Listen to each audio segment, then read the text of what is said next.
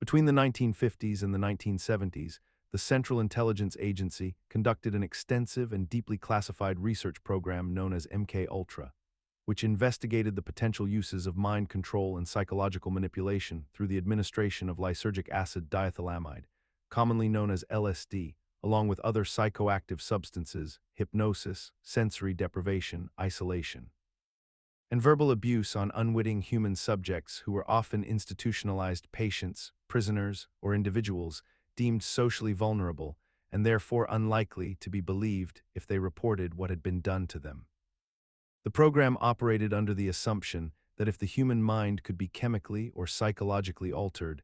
then perhaps it could be weaponized for intelligence purposes, creating agents who could be controlled remotely or manipulated into performing tasks without conscious awareness of their actions. Researchers within the program believed that by systematically breaking down a person's psychological defenses through trauma and chemical intervention, they could rebuild the human consciousness into something malleable and obedient, a theory rooted in behavioral psychology and Cold War anxieties about Soviet mind control capabilities. What made MKUltra particularly insidious was not merely the experiments themselves, but the systematic deception and institutional protection that surrounded them. As the program remained secret for decades while its victims suffered lasting psychological trauma, and when the program was finally exposed through congressional hearings and investigative journalism in the 1970s.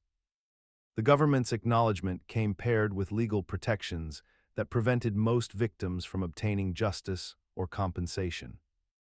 In the early 1970s, what began as a seemingly minor break-in at the Democratic National Committee headquarters in the Watergate complex in Washington, District of Columbia, would ultimately unravel into the largest political scandal in American history and lead to the only resignation of a sitting president.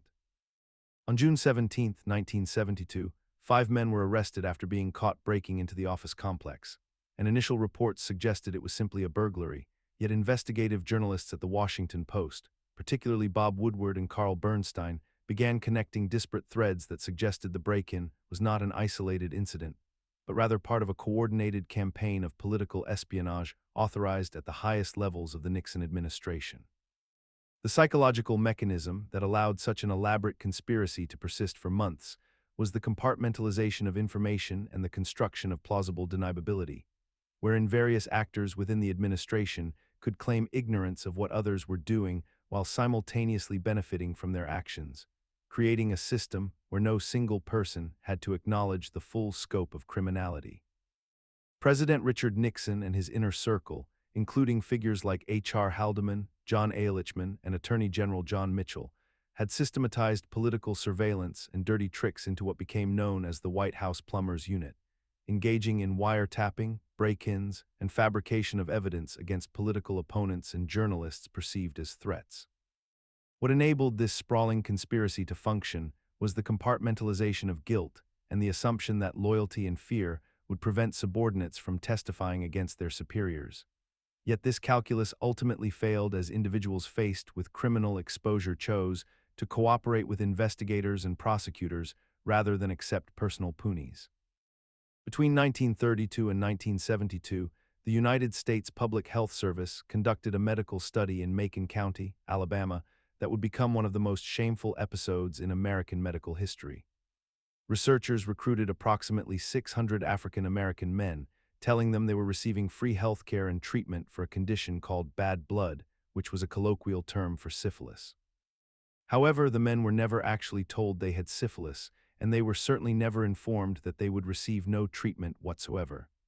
Instead, the researchers simply observed them, documenting the progression of the disease over decades as it ravaged their bodies, caused blindness, neurological damage, and death. The study continued even after penicillin became widely available in the 1940s, a drug that could have cured the disease entirely, yet the researchers deliberately withheld this treatment from their unwitting subjects because doing so would have ended their long-term observational study. The mechanism behind this horrific deception operated on multiple psychological and institutional levels simultaneously. There existed a deeply embedded racial hierarchy that made the researchers view their African American subjects not as human beings deserving of dignity and informed consent, but rather as experimental material, as bodies available for scientific investigation without regard for their welfare or autonomy.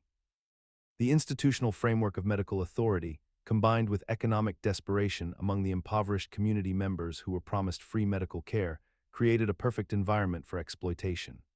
Scientists rationalized their actions through pseudoscientific beliefs about racial differences, convincing themselves that observing untreated disease progression in black men would somehow contribute to medical knowledge in a way that justified the complete abandonment. For decades, the notion that government agencies were conducting widespread surveillance on the American public was dismissed as paranoid conspiracy thinking, the domain of tin-foil hat-wearing extremists who saw threats everywhere they looked. Yet in 2013, Edward Snowden, a contractor working for the National Security Agency, released classified documents revealing that the NSA had indeed been collecting telephone metadata on virtually every American citizen, storing records of who called whom, when the calls occurred, and how long they lasted, all without individual warrants or specific suspicion of wrongdoing. The revelation showed that the agency had also built backdoors into major technology companies and internet infrastructure, allowing them to monitor encrypted communications, access personal emails, photographs, and private messages at scale across the entire nation. The PRISM program, upstream collection, and bulk telephone metadata programs were all real, all legal under classified interpretations of the Patriot Act, and all operating in near total secrecy, with even members of Congress kept in the dark about the true scope of the operations.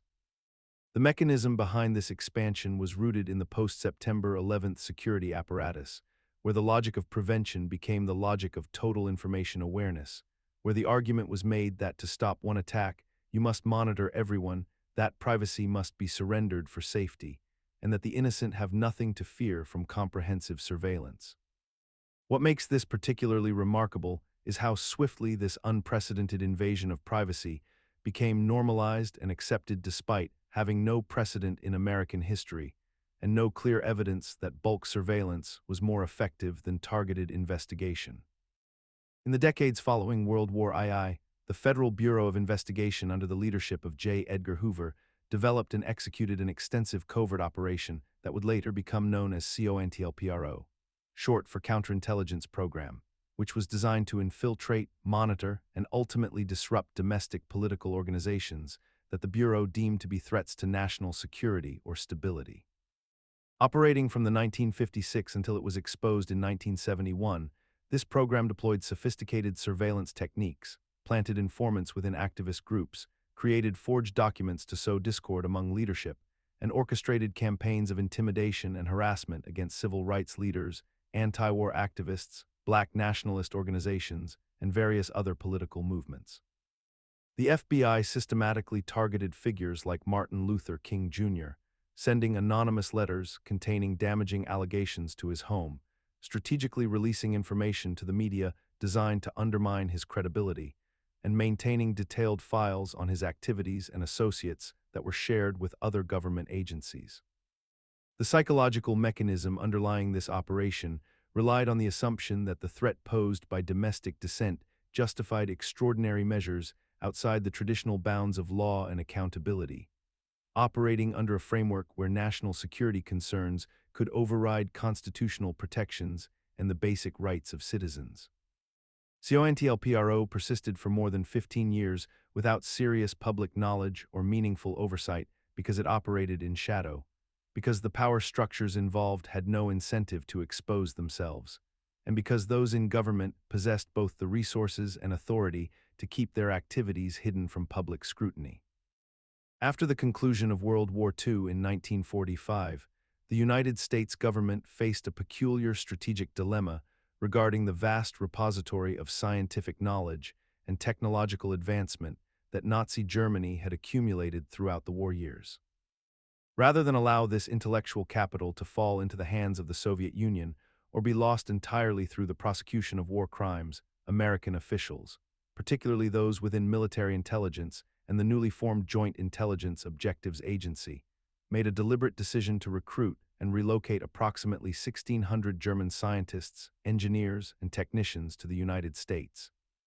offering them immunity from prosecution for their wartime activities in exchange for their expertise and cooperation. This program, officially known as Operation Paperclip though initially dubbed Overcast, represented a calculated moral compromise wherein individuals who had directly contributed to Nazi military ambitions, weapons development, and in some cases the exploitation of forced labor, were quietly absorbed into the American scientific establishment and military-industrial complex. The psychological mechanism underlying this operation rested upon a Cold War calculus that positioned technological superiority against the Soviet threat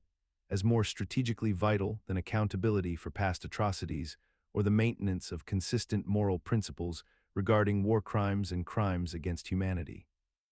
The government justified this arrangement through a lens of pragmatism and national security, reasoning that the advancement of American rocket technology, jet propulsion systems, and weapons research justified the ethical compromise of sheltering individuals from international justice, thereby establishing a precedent wherein geopolitical necessity could supersede moral obligation. In the mid-1980s, the Reagan administration found itself facing a profound geopolitical contradiction, one that required government officials to operate in the shadows of plausible deniability. The situation began when Congress passed the Boland Amendment, which explicitly prohibited the United States from providing military assistance to the Contras, a rebel group fighting against the Sandinista government in Nicaragua. Simultaneously, the administration was deeply invested in preventing communist expansion in Central America, creating an irreconcilable tension between legislative will and executive ambition. To resolve this contradiction, members of the National Security Council, including Lieutenant Colonel Oliver North, orchestrated an elaborate covert operation that would bypass congressional oversight entirely. The scheme involved selling arms to Iran, a nation under strict embargo, using the proceeds to secretly fund the Contras in Nicaragua, while simultaneously negotiating for the release of American hostages held in Lebanon. This mechanism worked precisely because it operated through intermediaries, private arms dealers, and foreign governments, creating layers of distance between the official government and the illegal transactions. The psychological mechanism that enabled this operation was the compartmentalization of knowledge, where those making decisions could convince themselves they were protecting national security rather than violating constitutional law. When the operation was eventually exposed through investigations and congressional hearings, it revealed that senior government officials, possibly including the president himself, had knowingly circumvented the democratic process. What remains remarkable is how thoroughly this scandal has been absorbed into historical narrative without fundamentally altering the structure of executive power or congressional oversight that made it possible. During the Second World War, the United States government secretly assembled the largest scientific and industrial undertaking in human history, employing over 130,000 people across multiple hidden sites, with a budget exceeding $2 billion in 1940s currency, all dedicated to developing the first atomic bomb before Nazi Germany could achieve the same destructive capability, and this massive operation was kept entirely hidden from Congress. The American public, and even from Vice President Harry Truman until after President Franklin Roosevelt's death, meaning that a project of unprecedented scale and consequence was conducted in absolute secrecy by the government without any democratic oversight or public knowledge, which contradicted the fundamental principles of transparency that democracies are supposed to uphold. The psychological mechanism that allowed this conspiracy to exist and persist was rooted in the compelling logic of existential threat during wartime, where national security concerns were deemed sufficient justification to suspend normal civil liberties and governmental accountability, and scientists who participated in the project convinced themselves that the extraordinary circumstances of global conflict required extraordinary measures. While government officials believed that keeping the American people uninformed would prevent information leaks to enemy intelligence services, creating a framework where secrecy seemed not just reasonable but necessary for survival. What remains particularly striking about the Manhattan Project is how seamlessly it has been absorbed into our collective historical understanding, transformed from a shocking violation of democratic principles into merely another footnote in the narrative of necessary wartime sacrifice. And we have somehow normalized the concept that governments possess the legitimate power to conduct massive scientific experiments on their own. In August of 1964, the United States Navy reported that destroyers USS Maddox and USS Turner Joy had been attacked by North Vietnamese torpedo boats in the waters of the Gulf of Tonkin, near the coast of Vietnam. This incident, or rather the second incident that followed within 48 hours, became the justification for the Gulf of Tonkin Resolution, which Congress passed with overwhelming support, granting President Lyndon Johnson broad powers to wage war in Southeast Asia without a formal declaration of war. The first attack on August 2nd appeared to have some basis in reality, though even this remains contested, but the second attack on August 4th, which supposedly occurred in darkness and rough seas, never actually happened. Years later, declassified documents and investigations by the National Security Agency revealed that the second attack was almost certainly a false alarm, a phantom event born from radar signals, human error, and the fog of warfare. Despite these revelations, the incident fundamentally changed the course of American foreign policy and led directly to the escalation of the Vietnam War, resulting in millions of deaths and a profound national trauma. The psychological mechanism at work here involved the intersection of Cold War anxiety, military institutional pressures, and the human tendency to perceive threats when we expect them most. Radar operators, already primed to expect attack, interpreted ambiguous signals as hostile intent, and commanders, eager to respond decisively to communist aggression, accepted these interpretations without sufficient scrutiny. The political establishment, desperate to expand American influence in Southeast Asia, found in these reports exactly the incident they needed to justify actions they had already decided to take. In the early 1960s, during the height of Cold War tensions between the United States and Cuba, a deeply troubling document was generated within the Pentagon that would later expose one of the most alarming plans ever conceived by American military officials. Operation Northwoods, formally proposed by the Joint Chiefs of Staff in 1962, outlined a series of false flag operations designed to create a pretext for invading Cuba and removing Fidel Castro from power. The plan included staging attacks on American military installations, fabricating evidence of Cuban aggression, and even proposing attacks on civilian targets that would be blamed on the Cuban government, all with the intention of manufacturing public outrage and congressional support for military intervention. Among the proposed scenarios were the hijacking of commercial airplanes, the bombing of American ships in Guantanamo Bay, and the creation of fake Cuban-sponsored terrorist attacks on American soil.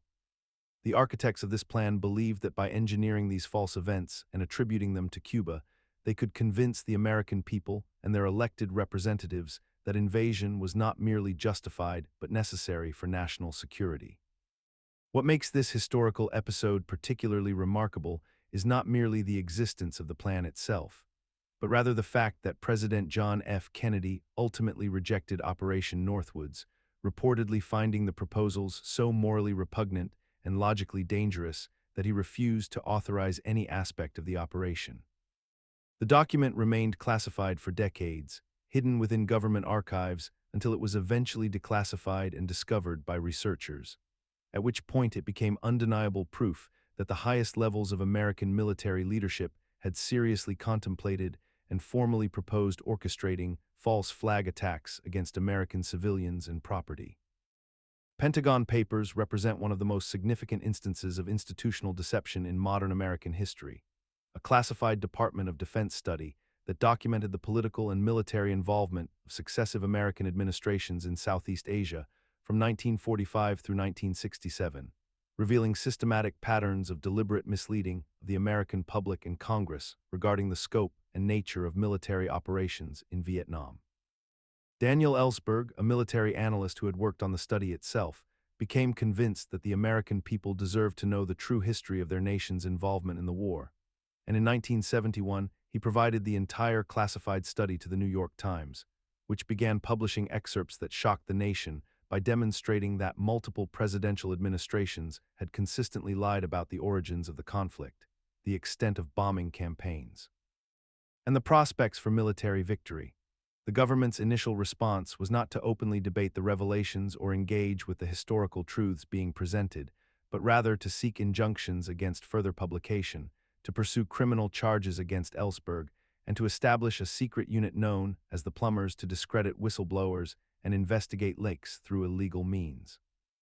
What made the Pentagon Papers fundamentally important was not merely that government officials had lied, which was not a novel occurrence in political history, but rather that the lies were so comprehensive and systematic that they formed an almost complete inversion of the official narrative that had been fed to the American public for decades, suggesting that deception about matters of war and national security was not an aberration, but rather standard operating procedure.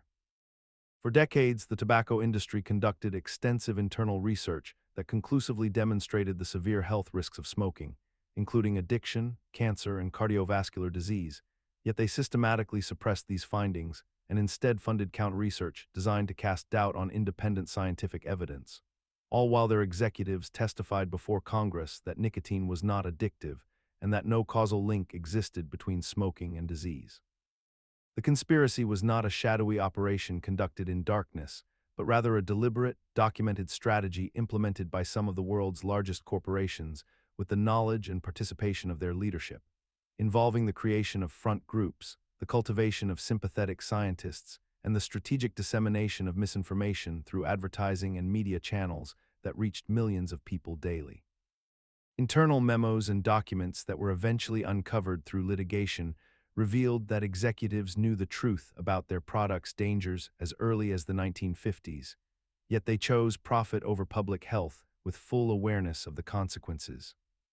The psychological mechanism that enabled this deception to persist for so long operated on multiple levels, including the normalization of smoking through ubiquitous cultural imagery and celebrity endorsement, the exploitation of human cognitive biases that led people to underestimate personal risk, and the creation of artificial scientific controversy through the manufacturing of doubt, which allowed smokers to rationalize their behavior by latching onto claims that the evidence remained inconclusive. What makes this conspiracy particularly insidious is that it was not maintained through secrecy alone, but through the weaponization of free speech, corporate influence, and the inherent difficulty that regulatory bodies face when confronting massive economic interests with sophistic. During the Cold War era, the Central Intelligence Agency embarked upon a systematic program designed to influence and shape the narrative presented to the American public through major news outlets and media organizations, a program that came to be known as Operation Mockingbird, though this designation would not become widely recognized until decades later when declassified documents and congressional testimony finally brought the operation into the light of public scrutiny. The mechanism behind this operation was elegantly simple yet profoundly far-reaching. The CIA cultivated relationships with prominent journalists, editors, and executives at major newspapers, television networks, and news agencies, providing them with prepackaged stories, talking points, and official narratives that would then be disseminated to millions of Americans as independent journalism. The agency placed operatives directly within newsrooms, subsidized investigative projects that aligned with government interests, and maintained what amounted to a shadow network of media personnel who could be activated to suppress certain stories or amplify others depending on the geopolitical climate and the interests of the intelligence community. What made this system particularly insidious was its invisibility. The average citizen consuming their morning newspaper or evening news broadcast had absolutely no way of knowing whether the information they were receiving had been filtered, shaped, or entirely fabricated by government operatives working behind the scenes.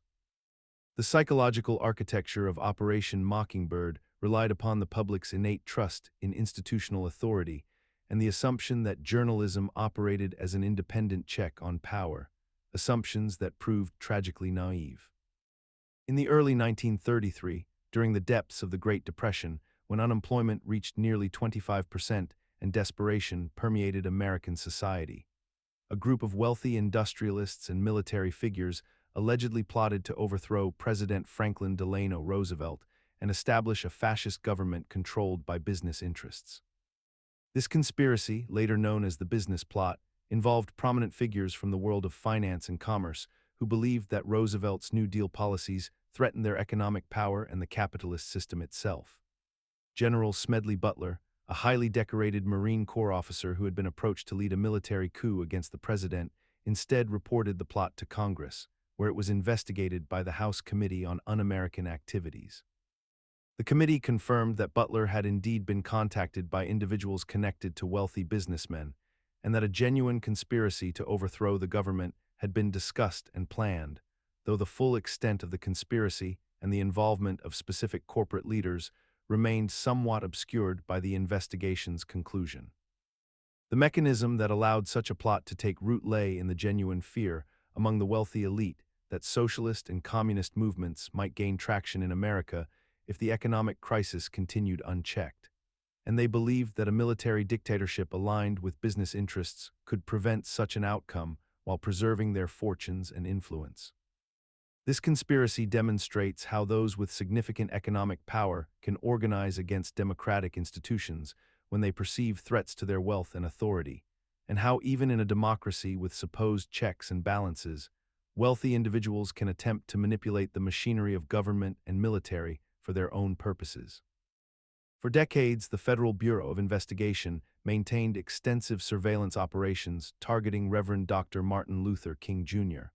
one of the most influential civil rights leaders in American history, and this was not a conspiracy theory, but rather a documented historical fact that was eventually confirmed through official government records and declassified documents released to the public.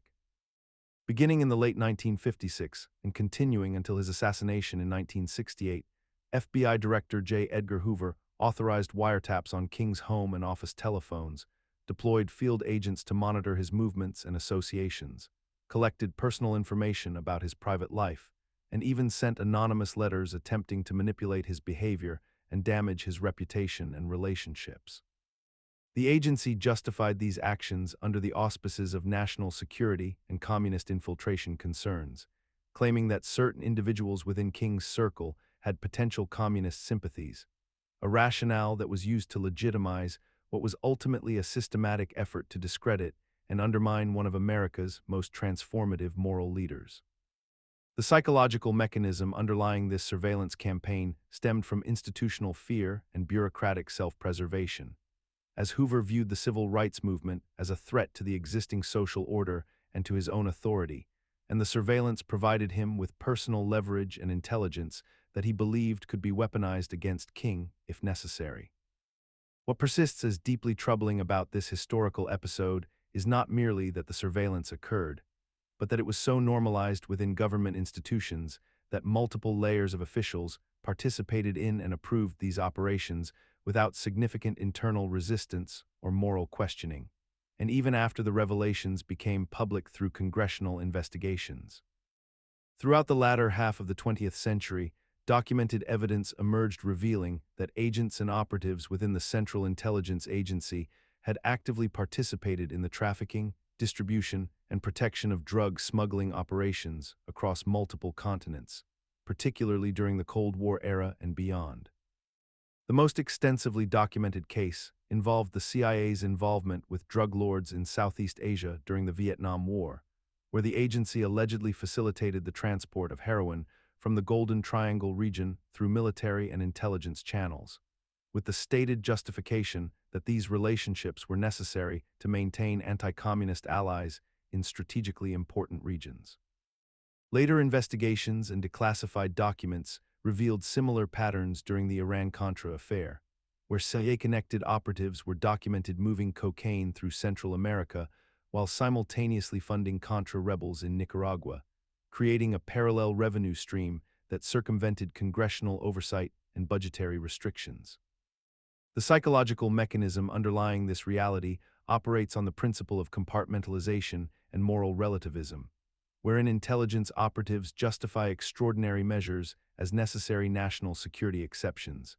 essentially creating a framework where illegal domestic activities become acceptable when reframed as serving geopolitical objectives. The agency's institutional culture developed a remarkable capacity to rationalize these activities as lesser evils compared to perceived communist expansion or other threats deemed existential to American interests, effectively creating an internal moral permission structure that transformed criminal enterprise into perceived patriotic duty. Deep in the redwood forests of Northern California, roughly 70 miles north of San Francisco, sits an exclusive retreat known as Bohemian Grove, a sprawling 2,700-acre compound that has hosted some of the world's most powerful men for over 150 years. What began as a conspiracy theory whispered among skeptics became an undeniable reality when the existence and activities of this private club were confirmed through public records, leaked documents, and eventually acknowledged by the members themselves, making it one of the most peculiar examples of a hidden institution operating in plain sight. The Grove hosts an annual 2-week encampment every summer where prominent politicians, business executives, military officials, and cultural figures gather for what they describe as a retreat focused on art, music, theatrical performances, and camaraderie away from public scrutiny. The membership list reads like a who's who of American power, including former presidents, sitting senators, Supreme Court justices, and Fortune 500 CEOs, all participating in a tradition that includes elaborate ceremonies, the iconic burning of an effigy called Care during an opening ritual, and performances ranging from classical orchestras to avant-garde theater. What makes Bohemian Grove particularly fascinating from a sociological perspective is how it persists as an institution where the highest levels of American leadership conduct informal networking, decision-making, and relationship building in a deliberately exclusive male-only environment that explicitly restricts press access and maintains strict confidentiality agreements among attendees. The mechanism that allows such an institution to operate involves the normalization of elite spaces where the powerful gather to reinforce their networks and hierarchies, a practice that humans have engaged in throughout history, yet the secrecy and exclusivity surrounding Bohemia. During the Cold War, Western European nations, particularly Italy, discovered that their governments had established clandestine paramilitary networks designed to resist a potential Soviet invasion. And these stay-behind armies were officially acknowledged only decades later, when Italian magistrates began investigating a series of terrorist attacks that had plagued the country since the 1970s. Operation Gladio, as it was called in Italy, was part of a broader NATO-coordinated program spanning multiple countries including France, Germany, Belgium, and the Netherlands, wherein secret operatives were trained in guerrilla warfare, sabotage, and assassination techniques, with weapons and explosives cached throughout the countryside for use in the event of a communist takeover. The revelation emerged in the early 1990s when Italian Prime Minister Giulio Andreotti publicly confirmed the program's existence, admitting that these armed networks had been maintained throughout the Cold War with direct involvement from NATO's Secret Coordination Committee and the American CIA, operating entirely outside normal democratic oversight and accountability structures. What made this particularly significant was not merely the existence of such networks, which many observers might have rationalized as defensive necessities during an era of genuine geopolitical tension, but rather the documented evidence suggesting that some of these operatives had been involved in or connected to various terrorist bombings and political assassinations within their own countries, including the 1980 bombing of the Bologna railway station that killed 85 people. The psychological mechanism underlying this phenomenon involves the compartmentalization of state power, wherein security apparatus become so divorced from civilian democratic institutions that they develop their own operational logic, making decisions about national security, polit. In the 1920s and 1930s, a shadowy alliance formed between the world's most powerful light bulb manufacturers, including Philips, General Electric, Osram, and others, creating what became known as the Phoebus Cartel. These companies engaged in a deliberate conspiracy to artificially shorten the lifespan of incandescent light bulbs, a practice known as planned obsolescence, which represented a coordinated effort to manipulate consumer behavior and maximize corporate profits at the expense of the public. The cartel established strict agreements that set maximum lifespans for their products, ensuring that bulbs would fail at predetermined intervals, forcing consumers to purchase replacements far more frequently than technology actually required. Engineers were instructed to design inferior products intentionally, and representatives from these companies met regularly in Swiss cities to enforce compliance with quotas and standards that kept bulb longevity artificially low. The mechanism underlying this conspiracy operated on a fundamental economic principle, that controlling the supply of replacement goods creates a perpetual revenue stream far more lucrative than selling a product that lasts indefinitely, thus transforming a commodity into a cyclical consumption necessity. The cartel understood that consumers rarely question why products fail or whether superior alternatives exist, and this psychological acceptance of planned failure became embedded in manufacturing culture and consumer expectations. What remains most striking about the Phoebus Cartel is that this historical conspiracy is now documented, confirmed, and widely acknowledged by historians and manufacturers themselves. Yet planned obsolescence persists as an accepted business practice across virtually every consumer product category today, from smartphones to appliances to clothing, suggesting that we have collectively normalized what was once a scandalous secret into simply the way comer. In the 1950s and 60s, the sugar industry faced a significant public relations problem as emerging scientific research began to suggest that sugar consumption might be linked to cardiovascular disease and tooth decay, findings that threatened the industry's profits and market dominance. Rather than accepting these findings and reforming their practices, major sugar manufacturers, particularly those represented by the Sugar Research Foundation, actively funded their own studies designed to shift blame away from sugar and onto dietary fat instead, deliberately cherry-picking research and suppressing unfavorable results to protect their economic interests. Internal documents later revealed that industry executives knowingly sponsored scientific studies that downplayed sugar's harmful effects while simultaneously promoting the narrative that fat, particularly saturated fat, was the primary dietary villain responsible for heart disease, a campaign that lasted for decades and influenced nutritional guidelines adopted by governments and health organizations worldwide. The psychological mechanism underlying this deception relied on the power of institutional authority and the public's general trust in scientific institutions, allowing the sugar industry to effectively manufacture doubt about inconvenient research while positioning their funded studies as legitimate scientific contributions rather than corporate propaganda designed to serve financial interests. This fraud persisted remarkably well despite its fundamental logical inconsistency, because it exploited the genuine complexity of nutritional science, where multiple factors influence health outcomes and definitive proof requires years of rigorous research, allowing industry actors to exploit this uncertainty and fund competing studies that muddied the waters enough to prevent clear public understanding. For decades, government surveillance existed largely in the realm of speculation and theoretical concern, whispered about in academic circles and dismissed by officials as the paranoid fantasies of those with something to hide, until June of 2013 when Edward Snowden, a contractor working for the National Security Agency, released classified documents revealing the existence of a program called PRISM that fundamentally validated every suspicion privacy advocates had ever voiced. The program, which began in 2007, granted the NSA direct access to the servers of major technology companies including Microsoft, Yahoo, Google, Facebook, and Apple, allowing government analysts to monitor digital communications, emails, search histories, and personal data of millions of people, both foreign nationals and American citizens, without individual warrants or meaningful oversight. Operating under the justification that it served national security interests in the post-9/11 landscape.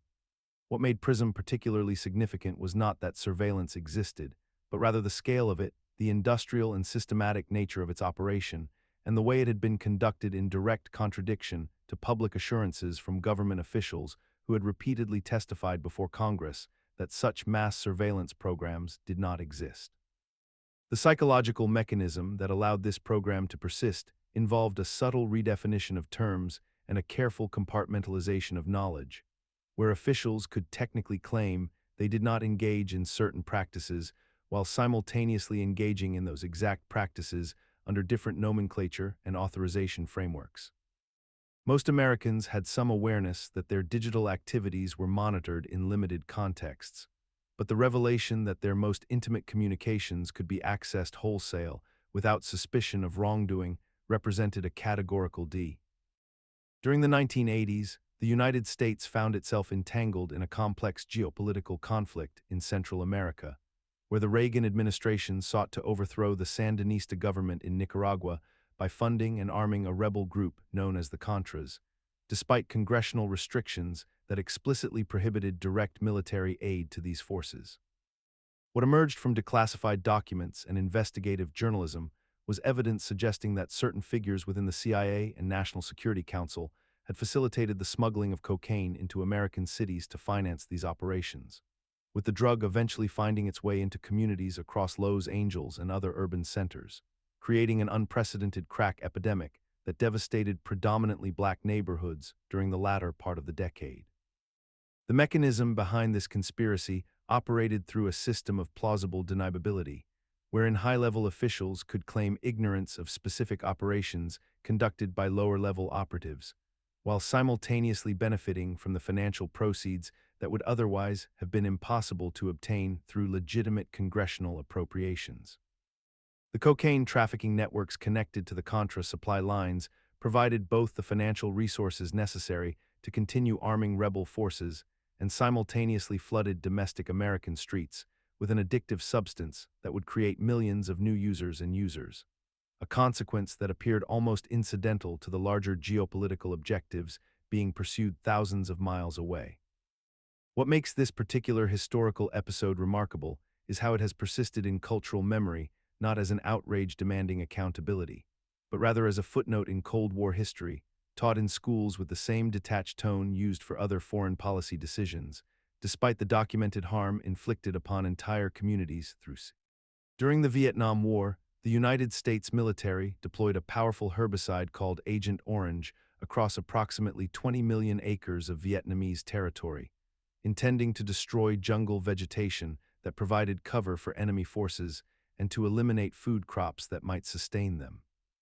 The chemical compound contained dioxin, an extraordinarily toxic substance that accumulates in human tissue and causes severe health effects including birth defects, cancers, immune system damage, and multiple organ failures. Military officials and chemical manufacturers knew about the dangers of dioxin contamination in Agent Orange before and during the war, yet they continued its deployment without adequately warning troops or civilians about the exposure risks.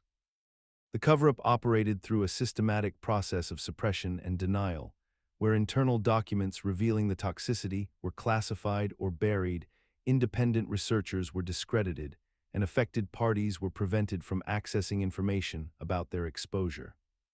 After the war ended, both American officials and the corporations that produced Agent Orange, including Monsanto and Dow Chemical, engaged in a decades-long campaign to minimize the connection between the chemical and the devastating health outcomes affecting millions of Vietnamese civilians and American veterans. Despite mounting evidence of catastrophic consequences, including children-born generations after the war ended still experiencing birth defects from environmental contamination, these entities fought legal accountability and resisted compensation efforts for decades.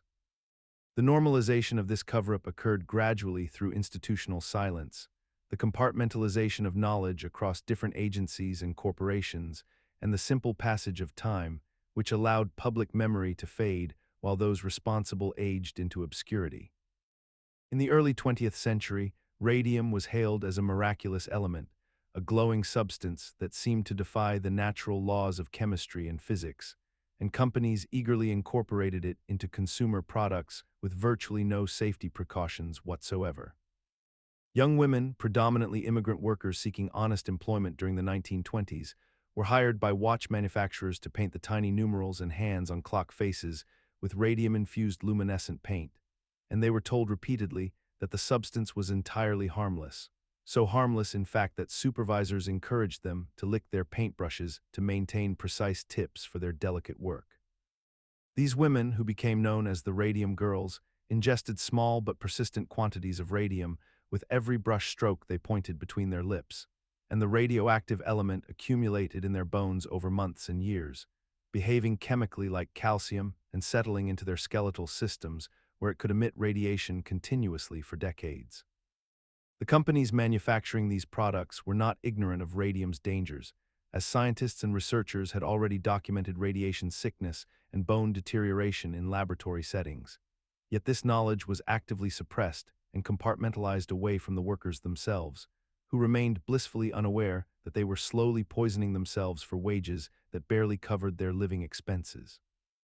The psychological mechanism that enabled this catastrophe was a combination of institutional authority, where corporations and their hired physicians vouched for safety, and a widespread cultural enthusiasm for radium as a modern miracle cure that seemed almost magical in its luminescent properties, making it difficult for ordinary workers to question what educated experts and powerful companies assured them was perfectly safe. During the 1991 Persian Gulf War, approximately 700,000 American service members were deployed to the Middle East, and in the years following their return home, tens of thousands began reporting a constellation of mysterious and debilitating symptoms that seemed to have no clear medical explanation. Veterans complained of chronic fatigue, joint and muscle pain, cognitive difficulties, headaches, skin rashes, and gastrointestinal problems. Yet when they underwent standard medical examinations, doctors could find nothing definitively wrong with them.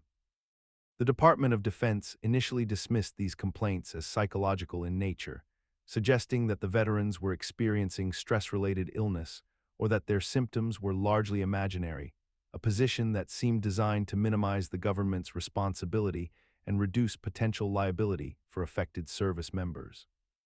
However, throughout the 1990s, independent researchers and military physicians began investigating potential environmental and chemical exposures during the conflict, discovering that troops had been exposed to multiple hazardous substances, including depleted uranium from weapons, nerve agent antidotes administered as preventative medication, pesticides used extensively in the region, and smoke from burning oil fields that blanketed the area for months.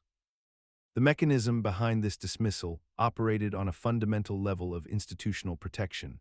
where acknowledging a widespread, service-connected illness would require the military to accept culpability for exposing its own personnel to dangerous materials and inadequately monitoring their health. By framing the syndrome as psychosomatic rather than organic, officials could avoid expensive medical treatments, disability compensation, and the broader implications of admitting that military operations had caused harm to those who served. During the Cold War, the United States military conducted a series of secret biological and chemical warfare tests on its own population, a program known as Project SHAD, which stands for Shipboard Hazard and Defense, though the name itself became something of a euphemism for experiments that were far more sinister than the bureaucratic title suggested.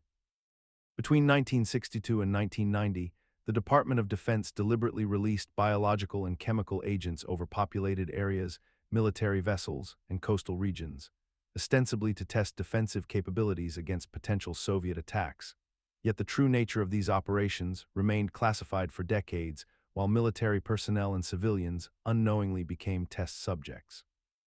The experiments included the dispersal of harmless simulant agents like Serratia marcescens and Bacillus subtilis over San Francisco and other American cities,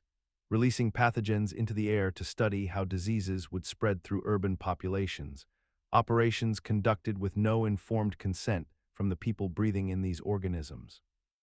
The justification offered by military planners was that understanding how biological agents dispersed through air and water systems was essential to national defense, that the simulant bacteria were harmless and would provide invaluable data about vulnerability patterns. Yet this reasoning obscured the fundamental violation of human dignity and autonomy that these tests represented. What enabled Project SHAD to continue undetected and undocumented for so long was the compartmentalization inherent in military bureaucracy, the classification systems that prevented information from reaching public awareness, and a pervasive Cold War mentality that prioritized national security over individual rights and transparency. Between 1955 and 1966, the Central Intelligence Agency conducted one of its most disturbing and ethically indefensible operations, codenamed Midnight Climax, which operated out of San Francisco brothels and involved the systematic drugging and surveillance of unwitting American citizens with lysergic acid diethylamide, more commonly known as LSD. The operation was directed by George Hunter White, a Federal Bureau of Narcotics officer who worked in conjunction with CIA officials, and it functioned by recruiting prostitutes to lure men into rooms where their drinks would be surreptitiously dosed with powerful hallucinogens, while hidden cameras and microphones recorded every moment of their intoxication and confusion. The stated purpose was to develop interrogation techniques and study the potential of LSD as a truth serum. Yet the operation functioned more as uncontrolled human experimentation conducted without consent, without ethics review, and without any genuine scientific methodology. The psychological mechanism that allowed such an operation to flourish within the American government was the Cold War paranoia that justified nearly any transgression in the name of national security. the compartmentalization of knowledge that prevented oversight, and the fundamental assumption among certain intelligence officials that the ends of protecting America automatically justified any means, no matter how violently they violated basic human rights and dignity. What made Operation Midnight Climax particularly insidious was how it weaponized intimacy and vulnerability, targeting individuals in moments of sexual engagement and pharmaceutical intoxication, which represents perhaps the most complete suspension of autonomy a person can experience. In 1954, the United States military conducted a biological warfare test over the city of San Francisco without informing the public or obtaining consent from its residents, releasing clouds of Serratia marcescens bacteria from a ship positioned offshore, and then from a moving vehicle through the city streets to study how biological agents would disperse through an urban population. The operation was designed to simulate a Soviet biological attack and to observe infection patterns in an unsuspecting civilian population, and within days hospitals reported a cluster of urinary tract infections in previously healthy individuals, with some patients developing serious pneumonia, yet the military never disclosed what had happened or warned the public that they had been exposed to experimental pathogens. The government kept this operation classified and hidden from the public for more than 2 decades, and only when researchers uncovered declassified documents in the 1970s did the truth emerge, revealing that dozens of people had fallen ill and at least one death may have resulted directly from the exposure, though the extent of harm was never fully investigated or properly acknowledged. What makes this conspiracy theory remarkable is not that it seems implausible, but rather that it was entirely real and documented, a genuine instance where the government deliberately exposed citizens to biological agents in the name of national security research. Yet many people remained unaware of it or dismissed it as unlikely government behavior even after declassification. The operation persists in collective memory as an almost unbelievable chapter precisely because we have constructed a narrative around institutions in which such actions seem impossible, even though the historical record proves they occurred, and we continue to trust systems that have demonstrably engaged in exactly this kind of deception while simul. During the Cold War era, specifically between the 1950s and 1970s, the United States Army conducted a series of classified experiments at Edgewood Arsenal in Maryland, where hundreds of military personnel were exposed to various psychoactive and chemical agents without their informed consent or full knowledge of what they were being administered. The experiments began ostensibly as a defensive measure against potential chemical and biological weapons threats, but they evolved into something far more extensive, involving the administration of lysergic acid diethylamide, commonly known as LSD, along with numerous other compounds including mescaline, psilocybin, and various nerve agents designed to test their effects on human cognition, behavior, and military effectiveness.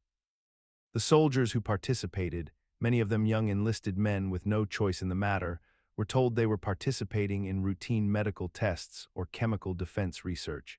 but they were never fully briefed on the hallucinogenic nature of the substances they would receive, nor were they informed of the potential psychological and physical consequences.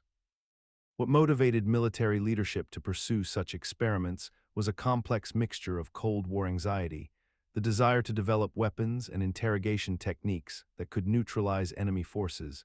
and a misguided belief that understanding altered mental states might provide tactical advantages in warfare. The military rationalized these experiments through a framework of national security imperatives, convincing themselves that the potential benefits of developing chemical weapons and understanding their effects justified the violation of basic human rights and ethical medical principles. In the early 1970s, the Dalkin Shield intrauterine device was introduced to the American market as a revolutionary form of contraception, marketed aggressively to women as safe, effective, and superior to competing products like the copper IUD that already existed. The A.H. Robbins Company manufactured and distributed hundreds of thousands of these devices with claims of 99% effectiveness. Yet within a remarkably short period, women began reporting severe complications including pelvic inflammatory disease, septic abortion, infertility, and in at least 18 documented cases, death. The shield's distinctive design featured a multi-filament tail string made of braided nylon that created a pathway for bacteria to ascend into the uterus. a flaw that Robbins knew or should have known about through internal testing and safety reviews conducted before widespread distribution. Despite receiving reports of serious injuries and infections throughout the 1970s, the company continued to market the device and suppress or downplay safety data, settling lawsuits quietly while maintaining public assurances about the product's safety and discouraging legitimate medical inquiries. The psychological mechanism enabling this cover-up operated through the combination of corporate liability concerns, the relative powerlessness of women patients whose complaints were often dismissed by physicians, and the general public trust placed in regulatory institutions that failed to adequately investigate mounting evidence of harm. Regulatory oversight proved inadequate, with the Food and Drug Administration moving slowly despite clear warning signs, while company executives prioritized financial interests over transparent communication about known risks. In the early 1970s, Ford Motor Company faced intense competition from Japanese automakers who were flooding the American market with smaller, more fuel-efficient vehicles, and the company desperately wanted to capture this emerging segment with their own compact car, which would become the Ford Pinto. However, during the development and testing phases, engineers discovered a critical flaw in the vehicle's design. In rear-end collisions at speeds above 25 miles per hour, the Pinto's fuel tank would rupture catastrophically, leading to fires that could trap occupants inside the burning vehicle with little chance of escape. Despite knowing this danger, Ford management made a calculated decision based on a cost-benefit analysis that weighed the expense of fixing the defect against the projected costs of lawsuits and settlements from injuries and deaths that would inevitably result from the flawed design. This analysis, which became known as the Ford Pinto Memo, essentially put a dollar value on human life and determined that it would be cheaper to pay off victims than to implement a safety recall or redesign the fuel tank placement. The psychological mechanism underlying this decision reflected a particular corporate logic that had become normalized in industrial America, where quarterly profits and shareholder returns were treated as paramount concerns, and where human safety could be quantified and discounted as merely another business expense. The document revealed that Ford had calculated the cost of retrofitting all Pintos at approximately $137 million, while the estimated cost of fatal burn injuries, serious burn injuries, and vehicle damage claims would total only around $49 million, leading executives to conclude that inaction was the more profitable course. Between the 1920s and 1950s, General Motors engaged in a systematic campaign to purchase and dismantle hundreds of electric streetcar systems across American cities, replacing them with bus routes that relied exclusively on General Motors vehicles, a practice that fundamentally transformed urban transportation infrastructure and land use patterns across the entire nation. The conspiracy began when GM, recognizing that streetcars represented competition to their automobiles, formed a shell company called National City Lines along with Firestone Tire and Standard Oil, pooling resources to buy up streetcar franchises in cities like Los Angeles, Sacramento, and many others, subsequently ripping out the tracks and replacing efficient rail systems with bus transportation that generated recurring revenue through fuel and vehicle sales. This orchestrated elimination of public transit alternatives occurred not through overt force, but through the seemingly innocent mechanics of capitalism, as General Motors could legally purchase these systems, and once acquired, could choose to operate them differently or dismantle them entirely, a process so gradual and economically rational that few contemporaries recognized the coordinated nature of what was happening across multiple cities simultaneously. The psychological mechanism underlying this conspiracy's success lay in its alignment with post-war American values of personal automobility and suburban expansion, making it feel inevitable rather than engineered, as if market forces naturally favored cars over streetcars, when in reality powerful corporate interests had deliberately shaped those markets through coordinated acquisition and infrastructure destruction. Despite decades of documentation, including court cases and historical records revealing these practices, many people continue to view the decline of American streetcars as an organic historical inevitability driven by Throughout the latter half of the 20th century, DuPont manufactured a chemical compound known as PFOA, or perfluorooctanoic acid, which became a key ingredient in the production of Teflon and numerous other industrial products that permeated everyday consumer life. From non-stick cookware to water-resistant textiles and firefighting foams used at military bases and airports across the world. What began as an internal concern within DuPont's research divisions in the 1970s gradually transformed into a documented cover-up that would span decades, as the company's own scientists discovered that PFOA accumulated in human blood, persisted indefinitely in the environment, and caused severe health problems in laboratory animals. Yet this critical information remained largely confined to internal memoranda, while the chemical continued to be manufactured and released into waterways surrounding DuPont's Washington Works facility in West Virginia. The psychological mechanism at work here involves a phenomenon where institutional knowledge of harm becomes compartmentalized within regulatory and legal departments, insulating decision-makers from direct confrontation with the human consequences of their choices, allowing profit margins and market dominance to function as the primary decision-making criteria rather than public health. And this occurs partly because the distance between a corporate boardroom and an individual drinking contaminated water creates a buffer zone where abstraction replaces accountability. By the time independent researcher Rob Bilott began investigating complaints from farmers near DuPont's facility in the 1990s, the company had already conducted studies showing PFOA in the blood of employees and their families, had discovered it in the drinking water supplies of nearby communities, yet continued operations without warning the public or regulators about these findings. Throughout the 1970s and 80s, while Exxon Corporation presented itself as a neutral energy producer focused on meeting global demand, the company's own internal scientists had conducted sophisticated climate research that confirmed the reality of human-caused global warming with striking accuracy and alarming precision. Research that aligned perfectly with the broader scientific consensus, yet remained deliberately compartmentalized within corporate laboratories and kept from public view. These researchers understood the greenhouse effect, predicted temperature increases within a fraction of a degree of what we now observe decades later, and recognized that continued fossil fuel combustion would fundamentally alter Earth's climate system. Yet this knowledge existed in a sealed vault, while the company's public relations apparatus simultaneously funded campaigns that sowed doubt about climate science and questioned the very findings their own scientists had validated through rigorous methodology. The mechanism underlying this contradiction operates through the principle of institutional compartmentalization, wherein knowledge becomes segregated from accountability through bureaucratic structures that allow scientists to conduct research in isolation, while executives and marketing divisions operate under entirely different incentive structures, creating a psychological distance between the discovery of inconvenient truths and the commercial necessity of denying them, transforming the company into an entity that simultaneously knew and did not know the consequences of its own products.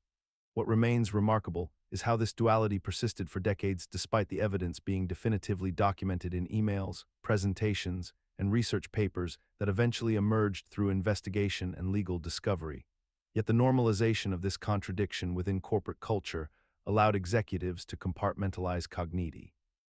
For decades, the tobacco industry possessed internal research conclusively demonstrating that cigarettes caused cancer, yet systematically concealed these findings from the public while simultaneously funding their own studies designed to cast doubt on the emerging scientific consensus. Beginning in the 1950s, major cigarette manufacturers conducted sophisticated laboratory experiments that clearly established the carcinogenic properties of tobacco smoke, observing tumors develop in laboratory animals exposed to cigarette tar and noting the dose-dependent relationship between smoking intensity and cancer risk. Rather than disclose these alarming discoveries, the industry instead created the Council for Tobacco Research and the Tobacco Institute, organizations ostensibly dedicated to independent scientific inquiry, but actually functioning as elaborate propaganda machines designed to manufacture uncertainty and delay regulatory action for as long as commercially possible. Internal memos and corporate documents, later revealed through litigation and historical investigation, showed that executives fully understood the lethal nature of their product, while their public relations departments simultaneously promoted the idea that any link between smoking and cancer remained speculative, unproven, and merely the product of overzealous researchers with political agendas. The psychological mechanism enabling this vast deception operated through the deliberate exploitation of scientific uncertainty, a tactic whereby the industry could point to minor gaps in knowledge or statistical nuances to suggest that no definitive causal relationship had been established, thereby manufacturing reasonable doubt in the minds of consumers, policymakers, and even physicians. Throughout the 20th century, asbestos was hailed as a miracle mineral, celebrated for its fire-resistant properties and incorporated into thousands of consumer products ranging from insulation and roofing materials to brake pads, textiles, and even children's toys. Yet by the 1930s, medical professionals in various countries had begun documenting alarming patterns of respiratory disease among asbestos workers, noting a condition they termed asbestosis, characterized by severe lung scarring and progressive breathing failure. Despite these early warnings, major asbestos manufacturers possessed internal research demonstrating that asbestos exposure caused mesothelioma, a fatal cancer almost exclusively linked to asbestos contact, yet they systematically suppressed this evidence from public knowledge and regulatory agencies. Internal memoranda and corporate documents later revealed that companies like Johns Manville had deliberately concealed findings from their own scientists, intimidated researchers who attempted to publish findings, and funded studies designed to create doubt about the dangers, while their public relations campaigns portrayed asbestos as safe when properly handled. The mechanism behind this concealment operated through a combination of economic incentive, institutional loyalty, and the difficulty of establishing causation in occupational diseases, where symptoms often emerge decades after exposure has ceased. Regulatory agencies moved slowly, hampered by industry lobbying, insufficient funding, and the burden of proof required to establish causal links between exposure and disease in a population with multiple risk factors. What persists most troublingly is recognition that thousands died preventable deaths while the evidence existed all along, locked away in corporate files, and that similar patterns of industry-funded doubt and suppressed research continue operating across pharmaceutical, chemical, and N. Throughout the early 20th century, the paint industry knew with considerable certainty that lead was a toxic substance capable of causing severe neurological damage, particularly in children whose developing brains were especially vulnerable to its effects. Yet they continued to manufacture and sell lead-based paints for residential use, while simultaneously suppressing research and funding studies designed to obscure the dangers. A pattern of deliberate deception that persisted for decades despite mounting evidence from independent researchers and medical professionals, who observed clusters of lead poisoning cases in urban populations where tenement housing was painted with these products. The industry's strategy relied on a fundamental principle of human psychology and corporate behavior. The compartmentalization of knowledge combined with the strategic deployment of doubt, wherein manufacturers funded their own research institutions that produced findings contradicting independent studies, published advertisements featuring children playing near freshly painted surfaces, and lobbied regulatory bodies to maintain favorable standards that prioritized industrial profit over public health.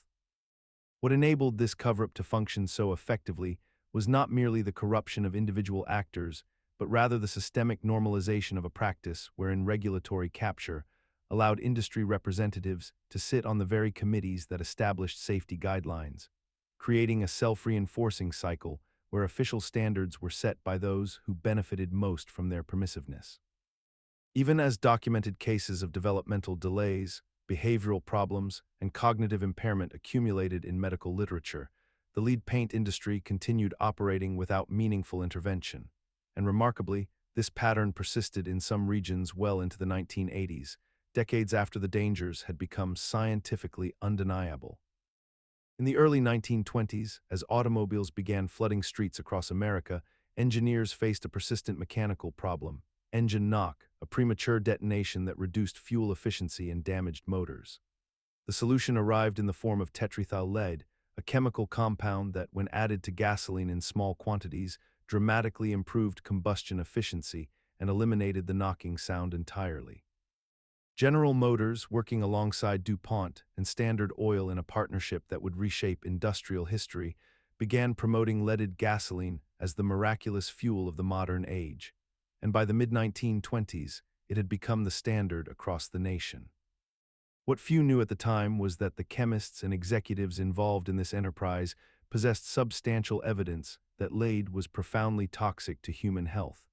Yet they chose to suppress this knowledge and actively work to discredit emerging scientific warnings about the dangers of widespread lead exposure.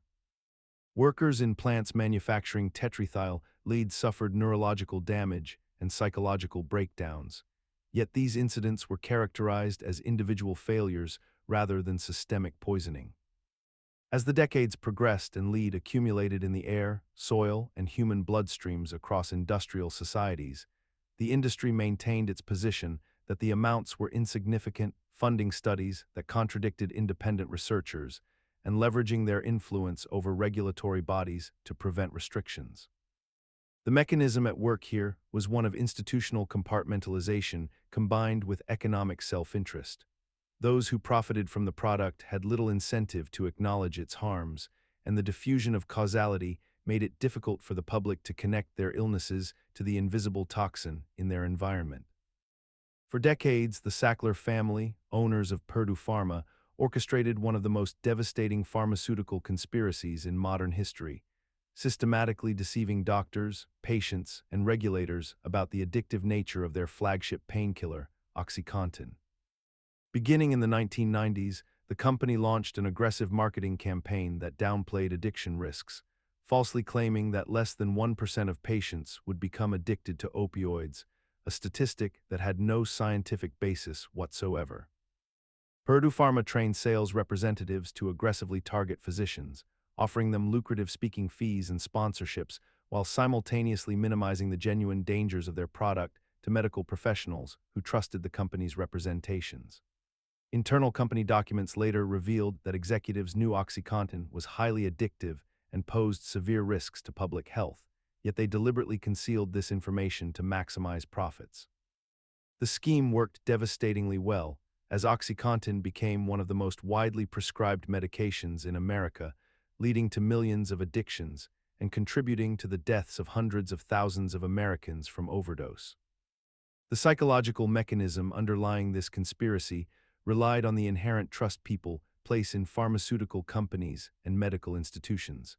combined with the company's calculated exploitation of regulatory gaps and the profit motive that prioritizes shareholder returns over human welfare. What makes this conspiracy particularly striking is how it persisted for so long despite mounting evidence of harm, as institutional inertia, financial incentives, and the natural human resistance to acknowledging complicity in a tragedy allowed the scheme to continue inflicting damage long after warning signs had emerged. In September of 2015, the United States Environmental Protection Agency discovered something extraordinary hidden within the software of Volkswagen diesel vehicles, a revelation that would fundamentally alter public perception of corporate integrity and environmental responsibility across the automotive industry.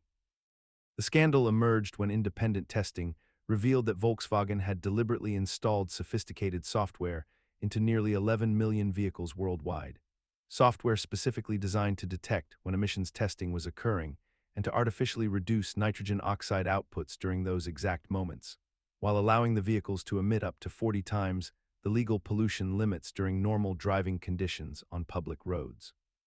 This wasn't a manufacturing defect or an unfortunate oversight, but rather an intentional deception meticulously engineered across multiple departments and maintained by thousands of employees who collectively understood the true nature of their actions yet remained silent for years. The mechanism behind this conspiracy operated on a fundamental principle of corporate psychology, where profit maximization and market competition created an environment where environmental regulations were perceived not as societal protections, but as obstacles to overcome, and where the financial incentives of beating competitors and capturing market share in the lucrative diesel segment outweighed the abstract moral calculations of harming public health and environmental systems. What makes this particular case remarkable is how it persisted despite having been theoretically impossible to hide indefinitely, yet remained hidden because the very regulatory bodies tasked with preventing such deception possessed limited resources and relied heavily on manufacturer self-reporting. creating a system where corporate dishonesty could flourish almost indefinitely until academic researchers stumbled. For decades, the International Federation of Association Football operated as one of the world's most powerful sporting organizations, while simultaneously functioning as a criminal enterprise hidden behind the veneer of athletic competition and international governance. The corruption within FIFA became systematically exposed beginning in 2015 when federal agents in the United States launched Operation Quarterback, an investigation that ultimately resulted in the indictment of multiple FIFA executives, including several sitting officials, on charges of racketeering, wire fraud, money laundering, and bribery spanning over 20 years. The scheme involved bribes totaling hundreds of millions of dollars exchanged between football officials, international marketing companies, and representatives from nations bidding to host the World Cup, with tournaments awarded to countries based entirely on financial kickbacks rather than merit or infrastructure capability. Former FIFA president Sepp Blatter and his associates allegedly orchestrated the awarding of the 2022 World Cup to Qatar, a nation with no football tradition, extreme heat unsuitable for outdoor sports, and a documented history of human rights abuses, in exchange for undisclosed payments and favors that benefited select FIFA members personally.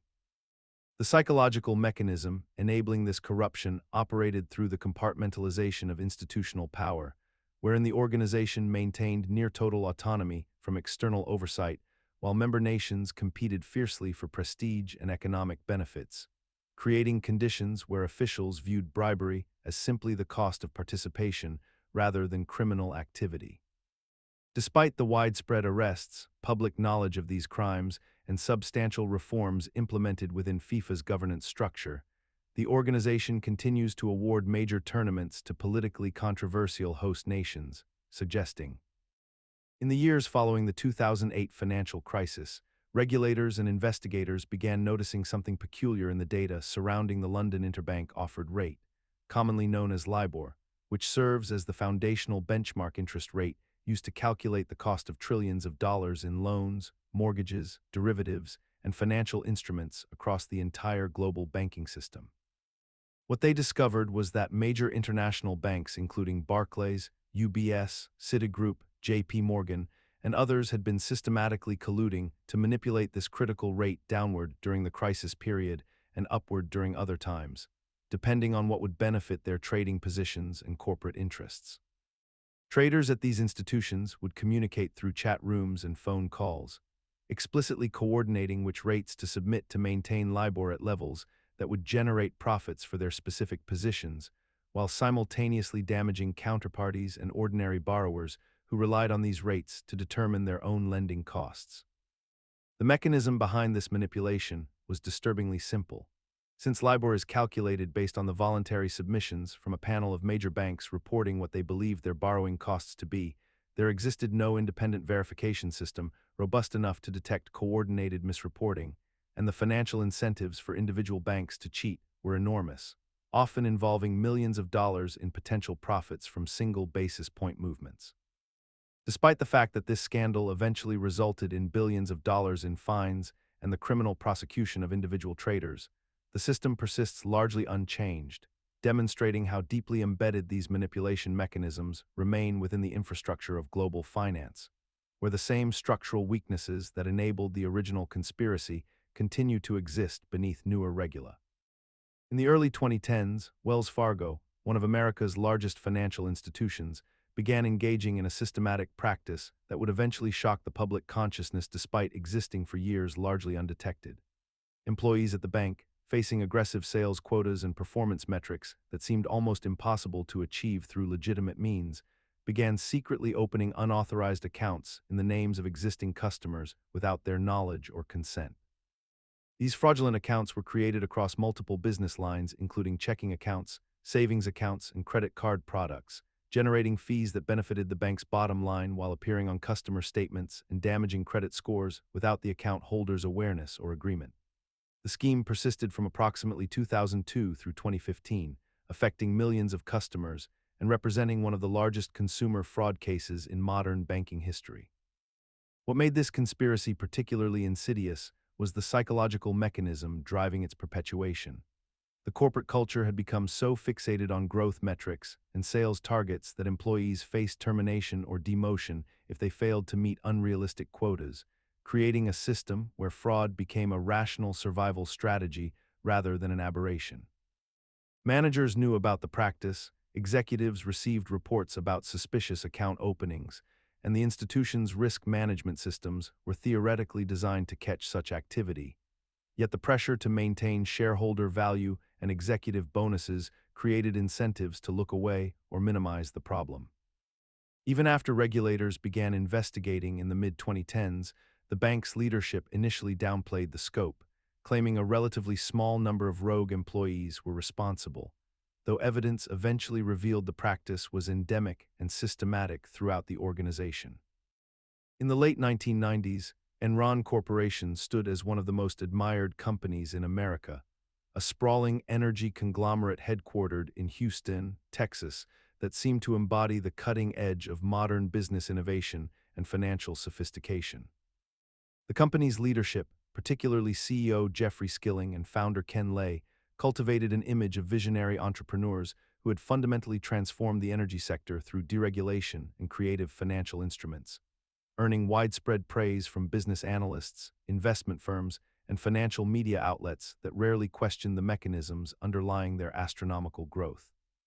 Yet beneath this gleaming facade lay an elaborate apparatus of accounting fraud, special-purpose entities designed to hide massive debts and losses, and a systematic culture of deception that allowed executives to inflate profits, manipulate earnings reports, and artificially inflate the company's stock price to unprecedented heights, while insiders quietly sold their shares at peak valuations. The fraud persisted for years partly because the company's complexity was deliberately engineered to obscure the truth, with accountants at the firm Arthur Andersen either complicit or willfully blind to the manipulations occurring before them, and because the prevailing financial culture of the era rewarded aggressive accounting practices and questioned skepticism rather than celebrating it. When the truth finally emerged in 2001, it shattered the retirement savings of thousands of employees who had been encouraged to hold company stock in their pension plans, wiped out billions in shareholder value, and triggered a wave of corporate scandals that revealed how thoroughly the incentive structures of modern capitalism had become divorced from honest accounting and genuine value creation. Between 2007 and 2010, the Hong Kong and Shanghai Banking Corporation, one of the world's largest and most prestigious financial institutions, systematically processed hundreds of billions of dollars in suspicious transactions originating from drug cartels, terrorist organizations, and rogue states. Knowingly facilitating the movement of illicit funds through its Mexican subsidiary and various other banking channels, while its compliance systems remained deliberately inadequate and understaffed despite clear warning signs and internal red flags that should have triggered immediate regulatory action and investigation. The bank's own employees documented their concerns repeatedly, noting that transactions lacked proper documentation, exhibited obvious signs of drug trafficking proceeds, and originated from jurisdictions known for criminal activity. Yet these warnings were routinely ignored by senior management who prioritized profit margins over legal obligations and ethical responsibilities. The mechanism behind this widespread failure operated on a fundamental principle of institutional compartmentalization, where lower-level compliance officers raised alarms that never reached decision-makers, while those in positions of authority deliberately avoided receiving information that would legally obligate them to report suspicious activity, creating a structure where accountability could be diffused and responsibility remained perpetually unclear. What made this particularly striking was the casual normalization of the violation, the way that executives treated money laundering prevention as an inconvenient regulatory burden rather than a core moral and legal obligation, viewing compliance departments as obstacles to revenue generation rather than essential safeguards. In April of 2016, an international consortium of investigative journalists received 11.5 million leaked documents from the Panamanian law firm Mossack Fonseca, revealing one of the most extensive networks of financial secrecy and wealth concealment ever documented in modern history. These papers exposed how politicians, business executives, celebrities, and criminals had systematically used offshore shell companies, often registered in Panama and other tax havens, to hide assets, evade taxes, launder money, and obscure the true ownership of vast fortunes worth billions of dollars. The leak revealed that sitting heads of state, prime ministers, and government officials had personally participated in these schemes, maintaining secret accounts while publicly claiming to fight corruption and tax evasion, creating a stark contradiction between their public positions and private financial behavior that stunned the world. The documents detailed how legitimate financial institutions, not criminal enterprises alone, had actively facilitated these arrangements, providing the infrastructure and expertise necessary for wealthy individuals to operate completely outside the normal tax systems that ordinary citizens were required to follow. What made this conspiracy particularly significant was not that offshore accounts existed in theory, but that the scale, sophistication, and widespread participation by elected officials proved that tax avoidance by the ultra-wealthy was not an exception or rare occurrence, but rather a systematic, institutionalized practice embedded within global financial architecture. The psychological mechanism enabling this arrangement rested on the normalization of dual morality, where governments simultaneously enforced tax laws against ordinary workers while permitting the wealthy to operate in jurisdictions beyond those laws entirely, creating a system that appeared inevitable and unchangeable rather than. In November of 2017, the International Consortium of Investigative Journalists released over 13 million leaked documents that revealed how some of the world's wealthiest individuals and corporations had systematically hidden their assets and income in offshore tax havens, a practice that had long been dismissed by skeptics as mere speculation or exaggeration by those who simply didn't understand how legitimate international finance operated. The documents, which originated from the Bermuda-based law firm Appleby and other offshore service providers, showed that prominent political figures, celebrities, business leaders, and members of royal families had established intricate networks of shell companies and trusts specifically designed to obscure the true ownership and movement of their wealth across borders, allowing them to minimize their tax obligations in ways that ordinary citizens simply could not replicate or access. What made the Paradise Papers particularly significant was not merely the confirmation that wealthy individuals engaged in tax avoidance, but rather the systematic and industrial scale at which these practices occurred, involving some of the most recognizable names in global commerce and politics who had publicly advocated for increased taxes on the wealthy while simultaneously employing sophisticated strategies to ensure their own fortunes remained sheltered from government scrutiny. The psychological mechanism underlying the normalization of these practices rested fundamentally on the perception that such behaviors represented merely clever financial planning rather than a form of systemic inequality, a distinction that allowed those engaged in these activities to maintain a sense of legitimacy and propriety even as the documents revealed the extraordinary lengths to which they had gone to conceal their arrangements. In the early 2010s, Elizabeth Holmes founded a company called Theranos with a premise that seemed revolutionary and entirely plausible to investors, media figures, and the public consciousness alike. She had developed technology that could perform comprehensive blood tests using only a few drops of blood from a finger prick rather than the traditional venipuncture method that required larger volumes drawn from a vein. The company's valuation soared to $9 billion, making Holmes herself a billionaire on paper and one of the world's youngest self-made female entrepreneurs, celebrated on magazine covers and in glowing profiles that portrayed her as a visionary genius destined to transform healthcare. Yet beneath this carefully constructed image of success lay a fundamental deception that persisted for years before unraveling publicly. The blood testing technology simply did not work as promised, a reality that Holmes and her inner circle allegedly knew, but continued to misrepresent to investors, business partners, pharmaceutical companies, and patients who relied on inaccurate test results for their medical decisions.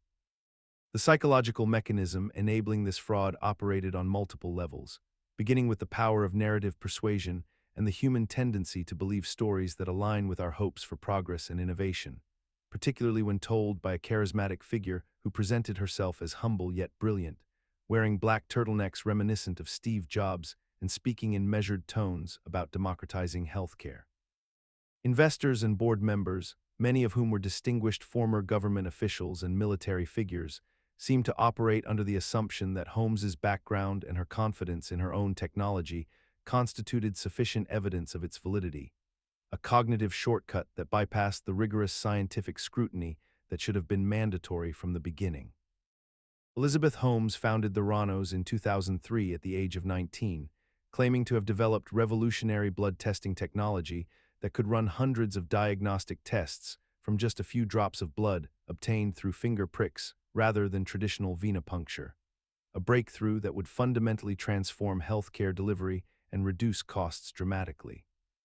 She cultivated an image of herself as the next Steve Jobs, adopting his signature black turtleneck and minimalist aesthetic while building an impressive board of directors that included former secretaries of state, senators, and prominent military figures, lending an air of legitimacy and gravitas to her claims. The company attracted billions of dollars in venture capital investment and achieved a valuation of $9 billion at its peak, making Holmes the world's youngest self-made female billionaire, according to Forbes magazine, a status that captivated media attention and inspired countless profiles celebrating her as a visionary entrepreneur disrupting a stagnant industry. However, investigative journalists began uncovering the fundamental truth that her technology simply did not work as advertised, that the company had been using traditional blood testing machines from other manufacturers for most of its analyses, and that internal documents showed the technology produced unreliable and inaccurate results that posed genuine risks to patient health. The psychological mechanism behind the widespread acceptance of Holmes's claims operated through a combination of charismatic leadership, the power of narrative framing, the bias toward innovation and disruption in Silicon Valley culture, and the tendency of investors and media figures to believe in transformative technologies without demanding rigorous independent verification or understanding the actual science involved. For decades, Bernard Madoff operated what would become the largest Ponzi scheme in history, managing approximately $65 billion in investments while delivering consistent returns to his clients regardless of market conditions, a feat that should have raised immediate red flags among sophisticated investors and regulators alike. Yet somehow remained hidden in plain sight until December of 2008, when the financial crisis forced the scheme into collapse and exposed the audacious deception that had been operating since the 1970s. Madoff's operation functioned through a deceptively simple mechanism where new investor money was used to pay returns to existing investors, creating the illusion of legitimate profit generation while the actual investments never truly existed in any meaningful sense. And this cycle perpetuated itself year after year because the promised returns were just modest enough to seem plausible and just consistent enough to prevent suspicion. The psychological foundation of the scheme's longevity rested upon several interlocking human vulnerabilities. The tendency of wealthy and educated people to assume that their peers would never betray them so brazenly, the reluctance to question success and consistent profits during periods of market volatility, the social pressure of maintaining an exclusive membership among elite investors who did not want to appear skeptical or uninformed, and the fundamental human capacity to rationalize away contradictions when the alternative would require admitting one had been fooled. Financial regulators had actually received multiple warnings about Madoff's operations, including a detailed letter from a whistleblower in 2001 that outlined the mathematical impossibilities of his claimed returns. Yet these warnings were largely dismissed or investigated superficially, revealing how institutional inertia and deference to established wealth and repute. In the early 1980s, as the AIDS crisis was beginning to devastate communities around the world, the pharmaceutical company Bayer manufactured and distributed blood clotting factor concentrates derived from human blood plasma that were known to be contaminated with HIV, the virus that causes AIDS, and rather than destroying these products or warning healthcare providers of the severe risks involved,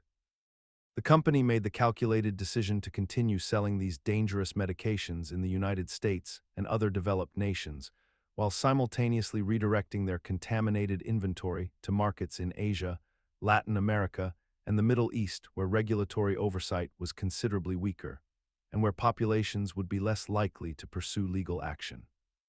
Thousands of hemophiliacs, people who depend on these clotting factors to survive and maintain basic bodily function, were infected with HIV through transfusions and medical treatments that they trusted would save their lives rather than destroy them. And many of these individuals subsequently developed AIDS and died, along with their sexual partners and children who were infected through transmission they never consented to and could never have anticipated.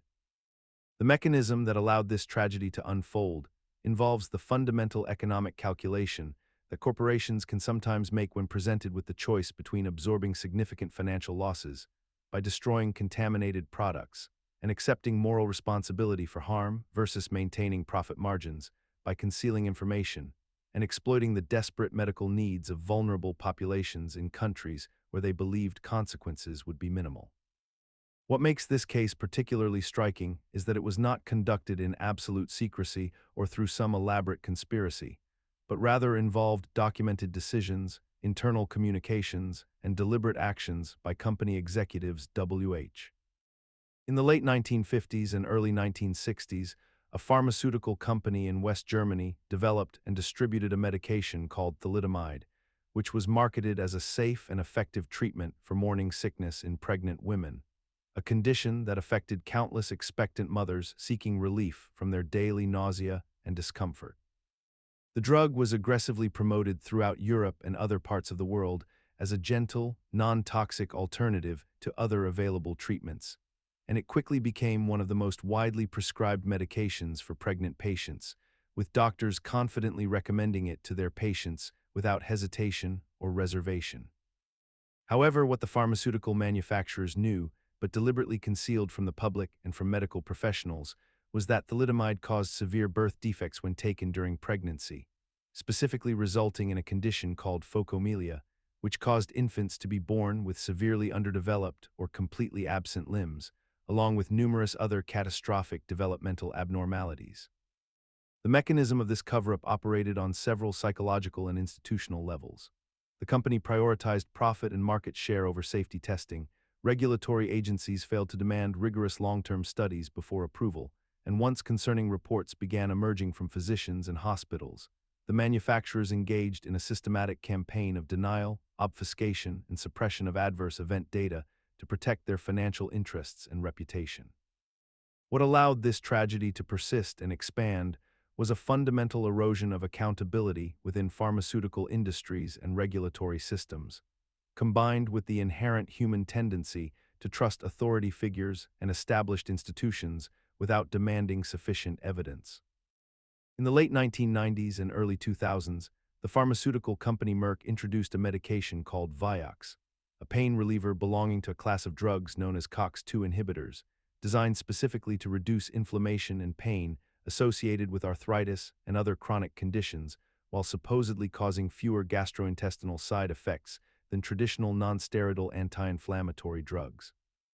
The drug was aggressively marketed to millions of patients and became one of the most widely prescribed medications in America, eventually reaching annual sales of over $2.5 billion at its peak. Yet internal company documents and clinical data revealed that Merck had discovered concerning evidence that Vioxx significantly increased the risk of heart attacks and strokes in patients taking the medication, particularly when used for extended periods. Despite possessing this troubling information, the company chose to downplay these findings, continued marketing the drug with full force to consumers and healthcare providers, and failed to adequately warn the public about the cardiovascular dangers, a decision that resulted in an estimated 140,000 heart attacks and strokes, with approximately 55,000 deaths attributable to Vioxx use before the drug was finally withdrawn from the market in 2004. The mechanism behind this institutional blindness operated on multiple psychological and financial levels, where the enormous profitability of the medication created a powerful incentive structure that discouraged frank acknowledgement of serious risks, and the complexity of medical data allowed for selective interpretation and rationalization of alarming signals that should have triggered immediate action. Throughout the 1990s and early 2000s, pharmaceutical company Purdue Pharma engaged in a systematic and deliberate marketing campaign to promote OxyContin, their extended-release oxycodone painkiller, to doctors across America with the specific knowledge that the drug carried significant addiction risks that they actively downplayed or concealed from medical professionals and the public. Internal documents and later legal proceedings revealed that company executives had strategically targeted rural areas, small towns, and regions with economically disadvantaged populations, understanding that these communities had fewer resources to mount legal challenges or public awareness campaigns against aggressive pharmaceutical marketing. Sales representatives were trained to minimize concerns about addiction by emphasizing the drug's release formulation,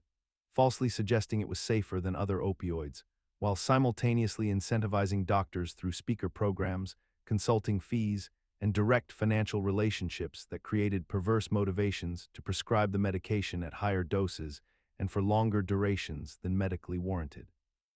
The mechanism underlying this targeting operated on a fundamental misalignment of incentives, where corporate profit maximization was entirely divorced from public health outcomes, and where the company's internal research actually demonstrated the serious addiction potential that contradicted their public messaging and physician education materials. What persists as particularly remarkable is how this targeting strategy, once exposed through litigation and investigation, became normalized within discussions of pharmaceutical industry practices rather than sparking comprehensive reform, as settlements and penalties were often treated as merely acceptable costs of doing business rather than catalysts for systemic change in how medications are marketed to medical professionals and age.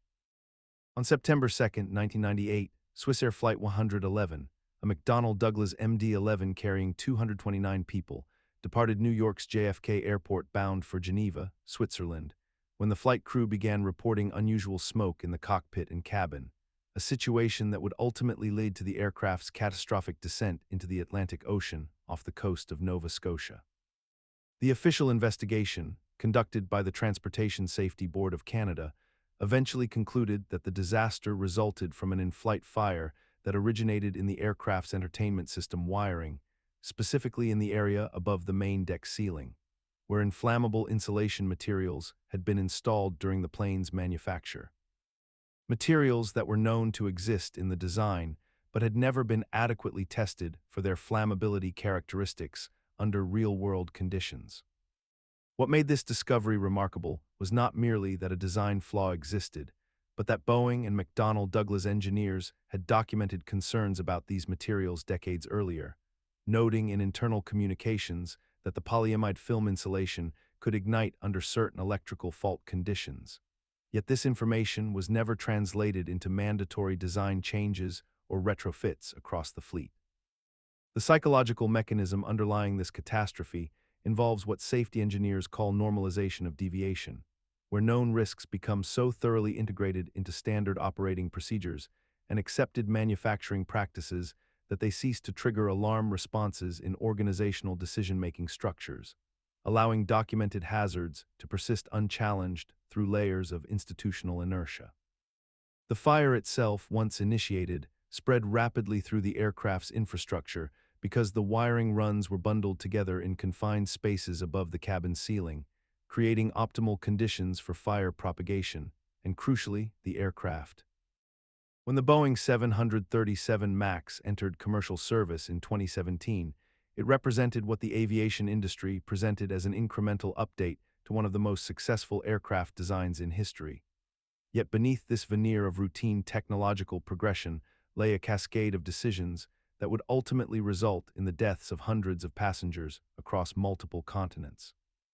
The aircraft was equipped with new, more fuel-efficient engines that were substantially larger than those on previous models, which fundamentally altered the aerodynamic characteristics of the plane in ways that created an inherent tendency for the nose to pitch upward during certain flight conditions. Rather than redesigning the aircraft to accommodate these new engines, Boeing's engineers developed a software system called the Maneuvering Characteristics Augmentation System, or MCAS, which was designed to automatically push the nose down when it detected an excessive angle of attack, theoretically mimicking the handling characteristics of the older 737 models so that pilots would not require additional training. This decision emerged from a powerful economic incentive structure where airlines purchasing the aircraft would avoid costly pilot retraining programs, and Boeing could market the plane as a simple replacement for older models, thereby capturing market share more rapidly than competitors. The MCAS system, however, relied on input from a single angle of attack sensor that could malfunction, and when it did malfunction in Lion Air Flight 610 and Ethiopian Airlines Flight 302, the automated system pushed the nose of the aircraft downward repeatedly while pilots struggled to understand what was happening, ultimately resulting in the deaths of 346 people across these two incidents. In the 1970s, the Ford Motor Company developed and marketed the Pinto, a compact automobile designed to compete with imported vehicles and meet consumer demand for affordable personal transportation. Yet internal documents and crash test data revealed a critical vulnerability that the company discovered during the design phase that would prove catastrophic in rear-end collisions. The fuel tank of the Pinto was positioned dangerously close to the rear bumper, a placement that created an extraordinary risk of rupture and explosion when the vehicle was struck from behind at relatively modest speeds. And Ford engineers had identified this hazard through their own testing and analysis, finding that collisions at speeds as low as 20 or 30 miles per hour could cause the fuel tank to fail and leak gasoline into the passenger compartment, virtually guaranteeing fire and severe burns for occupants who might otherwise survive the initial impact. What makes this situation particularly striking is that Ford conducted a cost-benefit analysis in which they calculated that paying settlements for injuries and deaths from potential fires would be economically preferable to redesigning the fuel tank and implementing safety modifications that would have added minimal cost per vehicle, a calculation that treated human lives as fungible commodities measurable against manufacturing expenses and profit margins. The company proceeded with production and sales despite this knowledge, and for years the Pinto remained on the market while numerous fires occurred following rear-end collisions, with occupants suffering horrific burns and fatalities that might have been prevented through relatively straightforward engineering solutions. And only when the internal memoranda became public, and when litigation and federal regulatory pressure mounted, did Ford eventually undertake recalls and modifications. Between 2007 and 2014, General Motors manufactured approximately 2.6 million vehicles equipped with a defective ignition switch that could unexpectedly move from the run position to the accessory position while the vehicle was in motion, causing the engine to stall and disabling power steering, power brakes, and airbags at precisely the moments when drivers needed them most. This defect was linked to at least 124 deaths and numerous crashes and injuries, yet General Motors did not issue a recall until February of 2014, more than a decade after the problem was first documented internally and repeatedly reported through various channels within the company.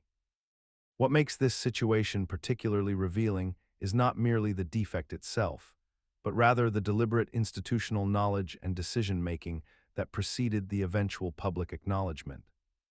Engineers and safety personnel within General Motors identified the ignition switch problem as early as 2001, flagged it through proper channels, documented its dangers, and yet the company chose not to issue a recall, apparently calculating that the financial liability of lawsuits would be less expensive than the cost of replacing the switches in millions of vehicles. This represents a conscious cost-benefit analysis conducted at a corporate level where human lives and safety were explicitly weighed against profit margins and found to be the lighter side of the equation. The mechanism underlying this kind of institutional failure operates through layers of bureaucratic insulation where individual moral responsibility becomes diffused across departments, where reports are filed and filed away, where decision-makers can remain separated from the human consequences of their choices. For decades, the automotive industry operated under an assumption that seemed reasonable enough. Airbags were safety devices designed to protect drivers and passengers during collisions, and the companies producing these components had every incentive to ensure they worked properly and reliably. However, beginning in the early 2010s, a conspiracy theory emerged from industry insiders and safety advocates, suggesting that a major Japanese supplier named Takata was knowingly installing defective airbag inflators in millions of vehicles worldwide, creating a hidden danger that manufacturers and regulators were slow to acknowledge. What seemed like fringe speculation gradually transformed into documented reality as investigations revealed that Takata had indeed supplied airbags with a critical flaw. The inflators could rupture and explode under certain conditions, sending metal shrapnel through vehicle cabins at lethal speeds rather than safely deploying cushions. The psychological mechanism that allowed this crisis to develop and persist involved a complex web of profit incentives, regulatory gaps, and institutional inertia, where the financial cost of recalling defective parts was weighed against the abstract human cost of potential injuries and deaths, a calculation that corporations have historically been willing to make in favor of continued revenue.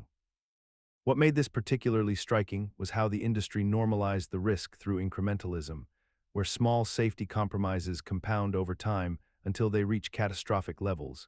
Yet each individual decision seems defensible in isolation when framed through the language of cost efficiency and business necessity. By the time Takata airbags were fully recalled, affecting over 100 million vehicles globally, dozens of deaths had been documented and hundreds injured, yet the company continued operating for years despite known problems, protected by legal structures and regule. The Bridgestone Corporation, one of the world's largest tire manufacturers, maintained a subsidiary company called Firestone that produced tires for Ford Motor Company throughout much of the 20th century. And during the 1990s, a series of tire failures began occurring that were directly connected to Ford Explorer vehicles, leading to rollover accidents, injuries, and deaths across North America. The conspiracy theory that emerged from this situation was not about whether the tire defects existed, but rather about the deliberate knowledge and concealment of this information by both companies for years before public acknowledgement, suggesting that corporate executives possessed detailed internal data about failure rates and safety risks long before consumers or regulators became aware. Documents and internal communications that were later discovered during litigation revealed that employees within both organizations had flagged concerns about tire degradation, improper inflation specifications, and design flaws. Yet these warnings were systematized into corporate processes that delayed transparency and prevented meaningful action from reaching decision-makers in timely ways. The psychological mechanism underlying this particular real conspiracy involves what researchers call organizational silence, wherein information about dangers becomes compartmentalized across different departments. Risk analyses get buried in technical reports that executive leadership never directly reads, and the financial incentives for avoiding costly recalls create a rational calculus that prioritizes shareholder value over consumer welfare. This creates a system where no single person necessarily makes a conscious decision to kill people, yet the structure itself becomes a machine for converting knowledge into inaction, transforming documented risks into deniable abstractions.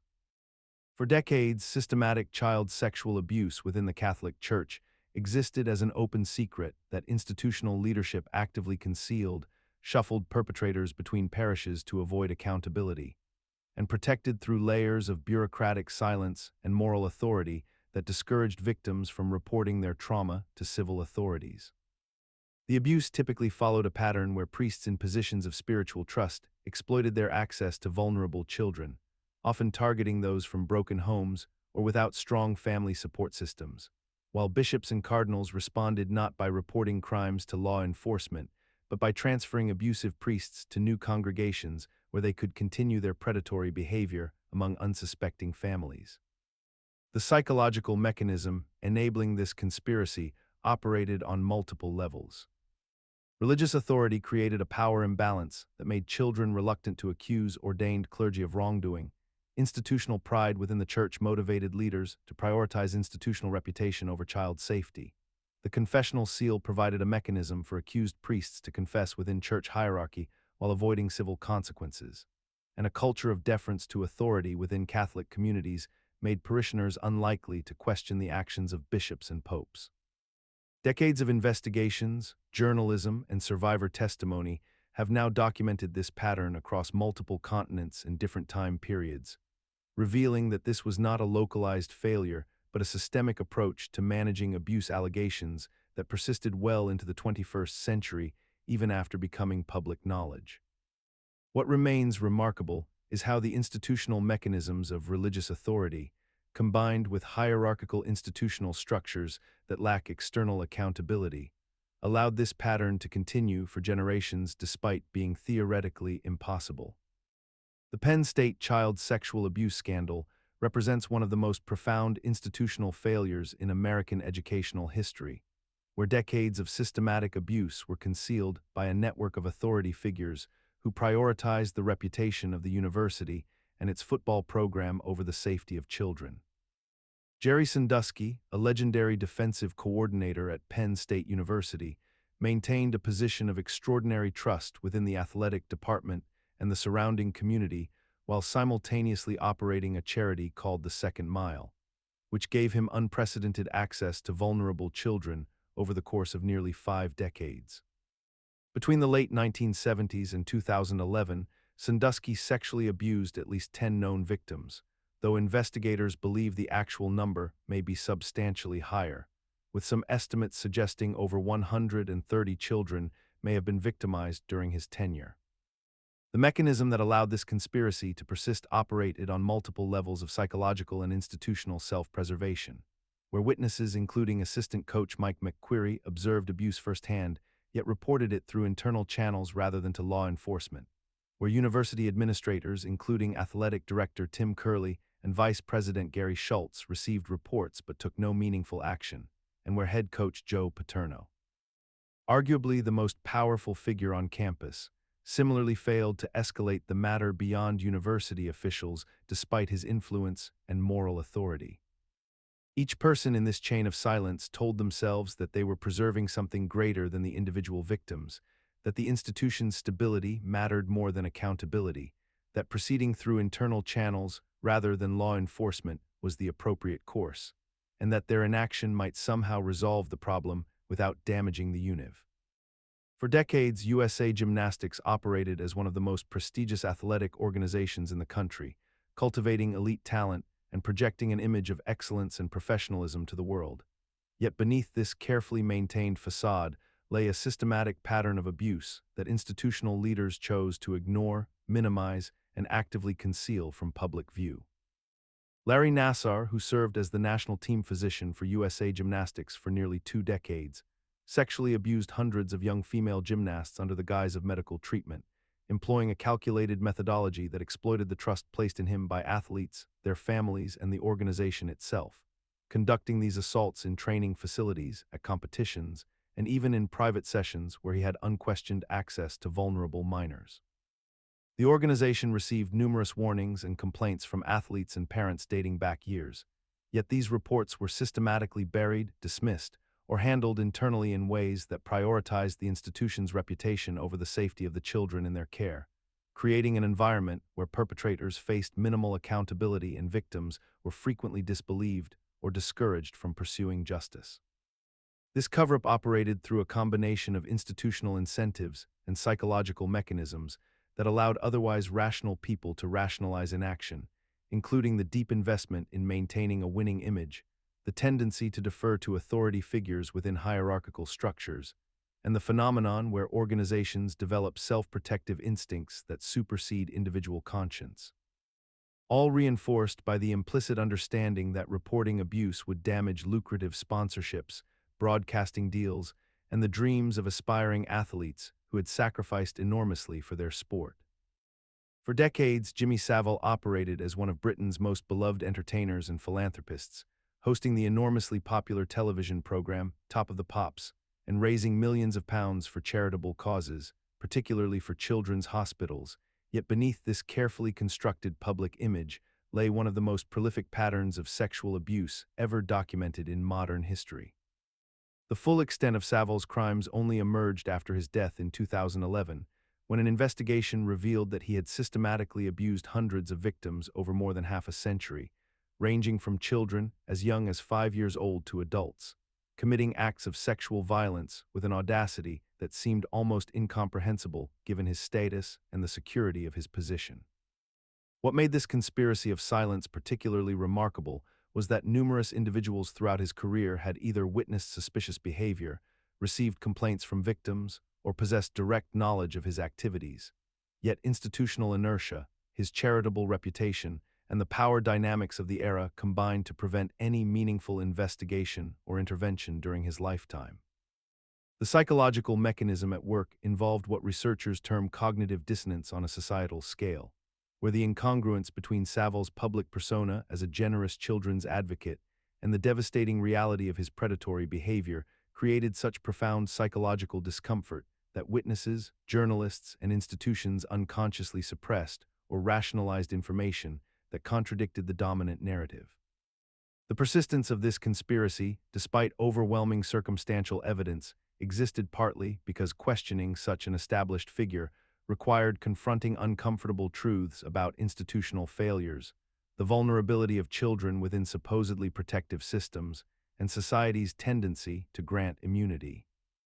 For decades, a network of powerful individuals operated with impunity, facilitating the exploitation of minors through systematic grooming, trafficking, and abuse,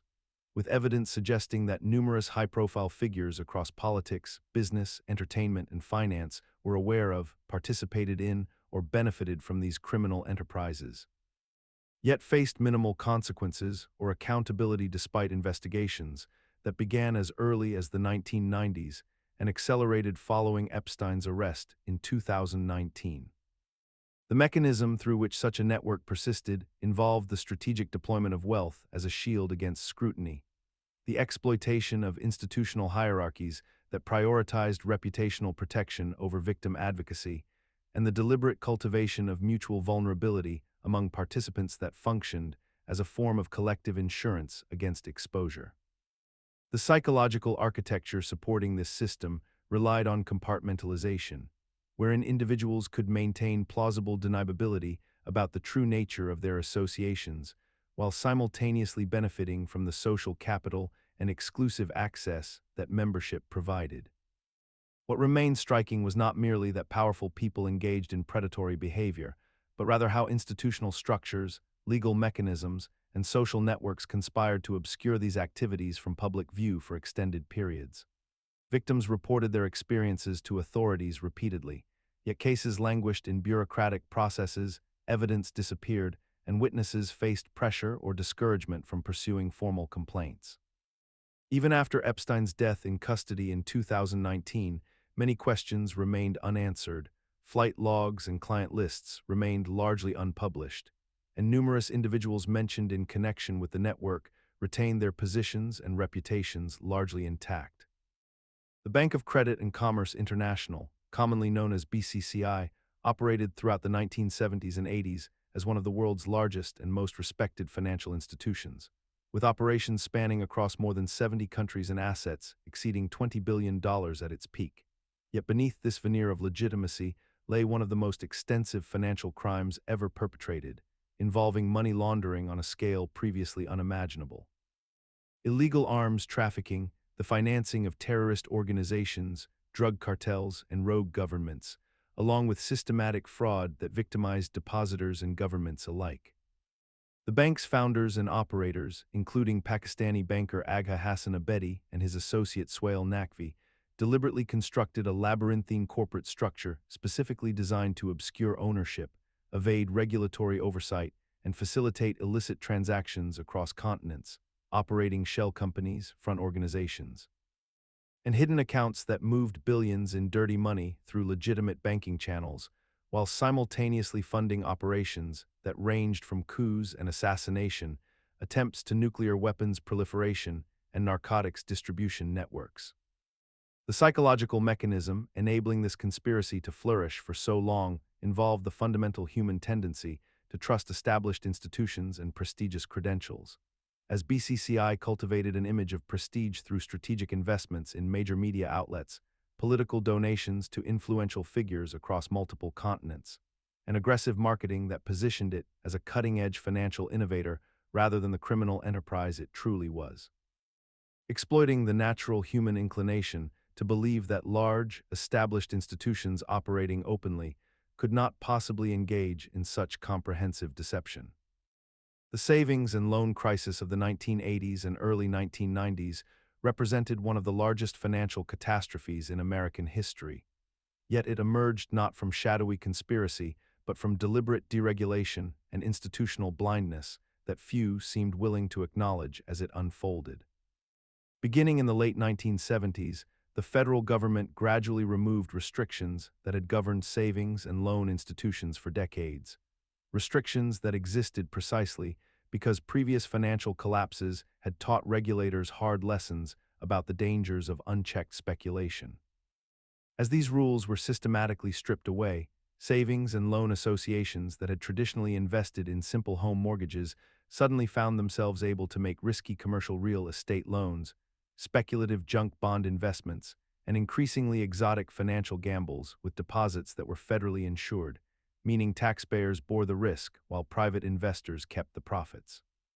The mechanism that created this catastrophe was elegantly simple. When you allow financial institutions to take enormous risks while guaranteeing their losses through federal insurance, you create an almost irresistible incentive structure for reckless behavior, a phenomenon economists call moral hazard. Executives and investors had every motivation to pursue the highest risk, highest reward strategies imaginable, knowing that if their bets paid off, they would become wealthy beyond measure, and if those same bets failed catastrophically, the federal government would simply print money to cover the losses. By the time regulators and legislators began to grasp the scale of the problem, over 1,000 savings and loan institutions had collapsed, requiring a bailout that cost American taxpayers approximately $124 billion in 1993 currency, making it one of the costliest financial disasters ever. In September of 2017, one of the three major credit reporting agencies in the United States, a company called Equifax that holds sensitive personal financial information on hundreds of millions of people, announced that it had experienced a massive data breach that exposed the social security numbers, birth dates, addresses, and driver's license numbers of approximately 147 million individuals, representing nearly half of the American population. And the revelation came months after the breach had actually occurred, meaning that criminals and malicious actors had possessed access to this incredibly valuable personal information long before anyone knew about it. The company's delayed disclosure raised immediate questions about why such a critical notification took so long to reach the public, and investigations that followed revealed that Equifax had known about the vulnerability for weeks but had failed to patch their systems promptly, despite having security researchers alert them to the specific weakness in their infrastructure that had been exploited by hackers. What emerged from the psychological mechanism underlying this cover-up was a straightforward calculus of corporate liability and reputation management, where Equifax executives understood that the longer they could delay public acknowledgement of the breach, the more time they would have to prepare their legal defense, sell their shares of company stock before the market price collapsed, and coordinate a public relations strategy that might minimize the damage to their brand and shareholder value. The company essentially prioritized its own financial interests over the immediate safety and security of millions of individuals who had no choice but to trust them with their most sensitive data, and executives and board members benefited from advanced knowledge that allowed them to protect their personal wealth while ordinary citizens were left to. In December of 2013, the retail giant Target Corporation discovered that its payment systems had been infiltrated by sophisticated cybercriminals, resulting in one of the largest data breaches in American retail history at that time, exposing the personal and financial information of approximately 40 million customers who had shopped at Target stores during the holiday season. The breach occurred through a compromised vendor account, a heating and cooling company contracted by Target that had legitimate access to Target systems, which attackers exploited to gain entry into the broader network infrastructure and install malware specifically designed to capture credit card data at the point of sale. What made this particular incident remarkable was not merely its scale or the number of affected individuals, but rather the way it illustrated a systemic vulnerability that security experts had long warned about yet remained largely unaddressed across the retail industry, suggesting that corporations understood the risks but had calculated that the cost of prevention exceeded the cost of eventual breach settlements and remediation. The psychological mechanism underlying this corporate calculus reveals how large organizations develop a peculiar form of rational negligence, where decision-makers acknowledge potential catastrophes but distribute them across probabilistic models that favor inaction over investment, essentially betting that they will not be the ones affected or that the financial penalty, when it comes, will be absorbed as a routine cost of doing business. What persists despite this breach, and despite the numerous breaches that followed it, is a fundamental unwillingness by consumers and regulators alike to demand truly structural change, instead accepting the normalization of data theft as an inevitable consequence of modern commerce, as though the violation of millions of people's financial privacy were simple.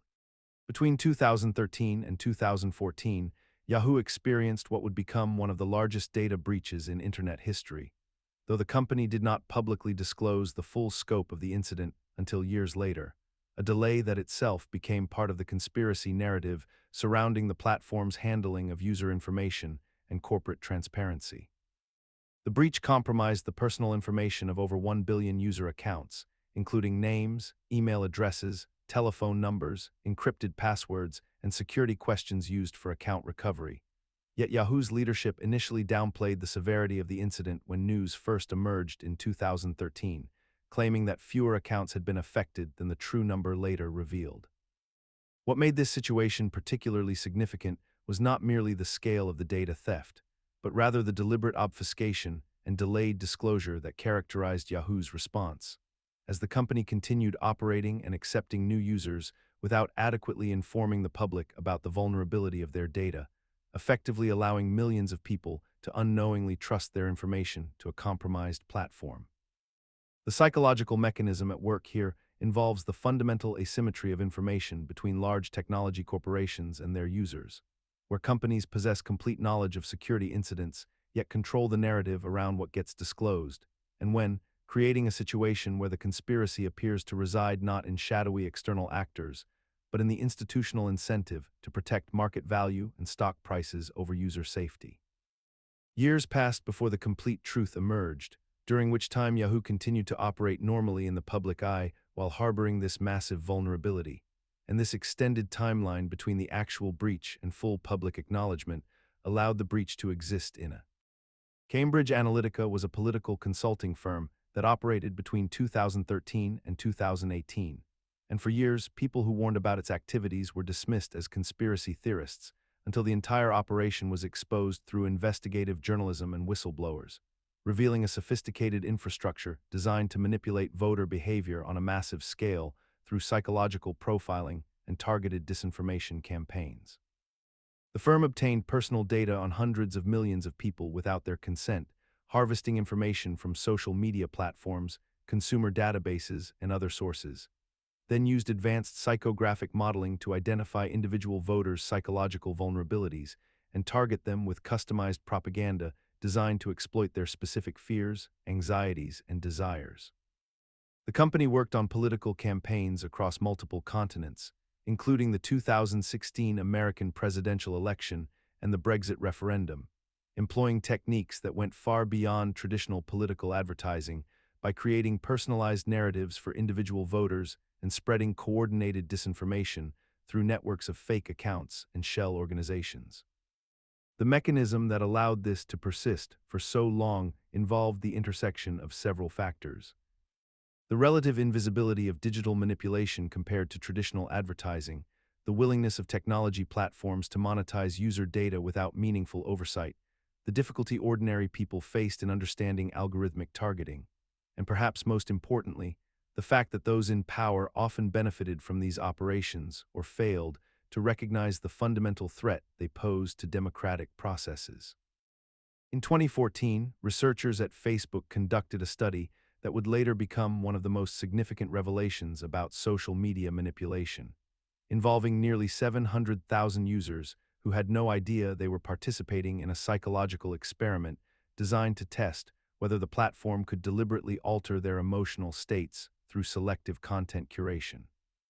The research team, working in collaboration with academics from Cornell University and the University of California, systematically manipulated the news feeds of these users by showing some individuals a higher proportion of positive content while showing others predominantly negative posts, all without their knowledge or consent, and then they measured the emotional responses by analyzing the language patterns in the posts these users subsequently created.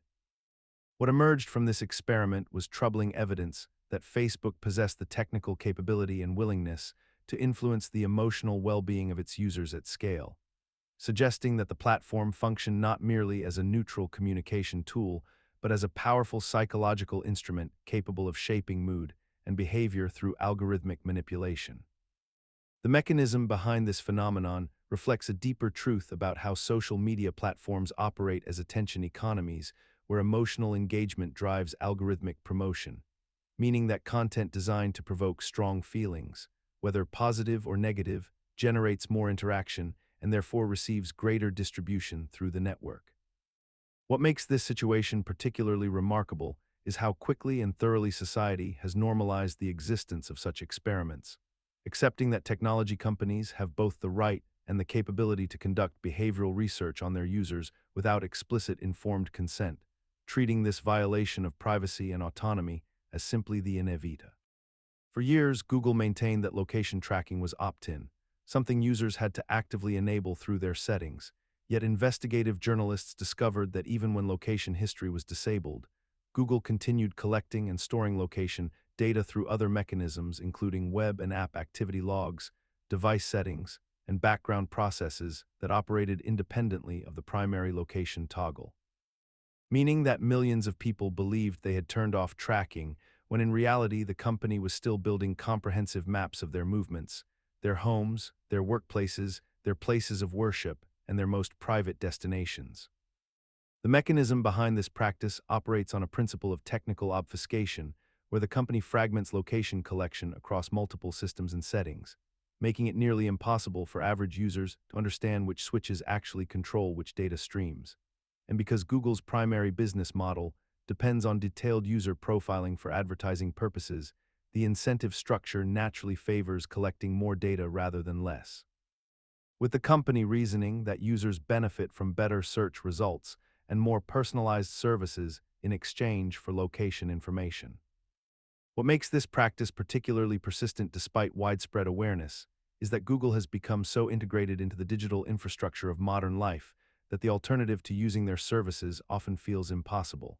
And the company has normalized this surveillance through incremental changes and complex privacy policies that most people never read, while simultaneously providing genuine utility that makes people reluctant to abandon the platform entirely.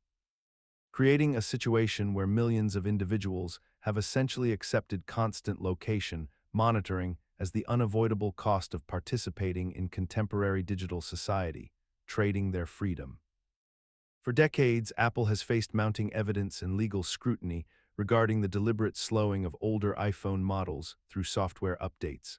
a practice that became undeniably real when the company finally admitted in December 2017 that it had implemented performance throttling on aging devices.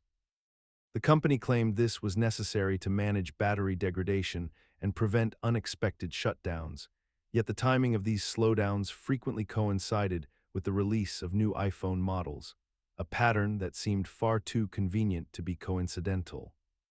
Users reported that their older iPhones ran noticeably slower after major iOS updates, yet mysteriously improved performance again after replacing the battery, a revelation that sparked class action lawsuits and regulatory investigations across multiple countries, including France, Italy, and South Korea.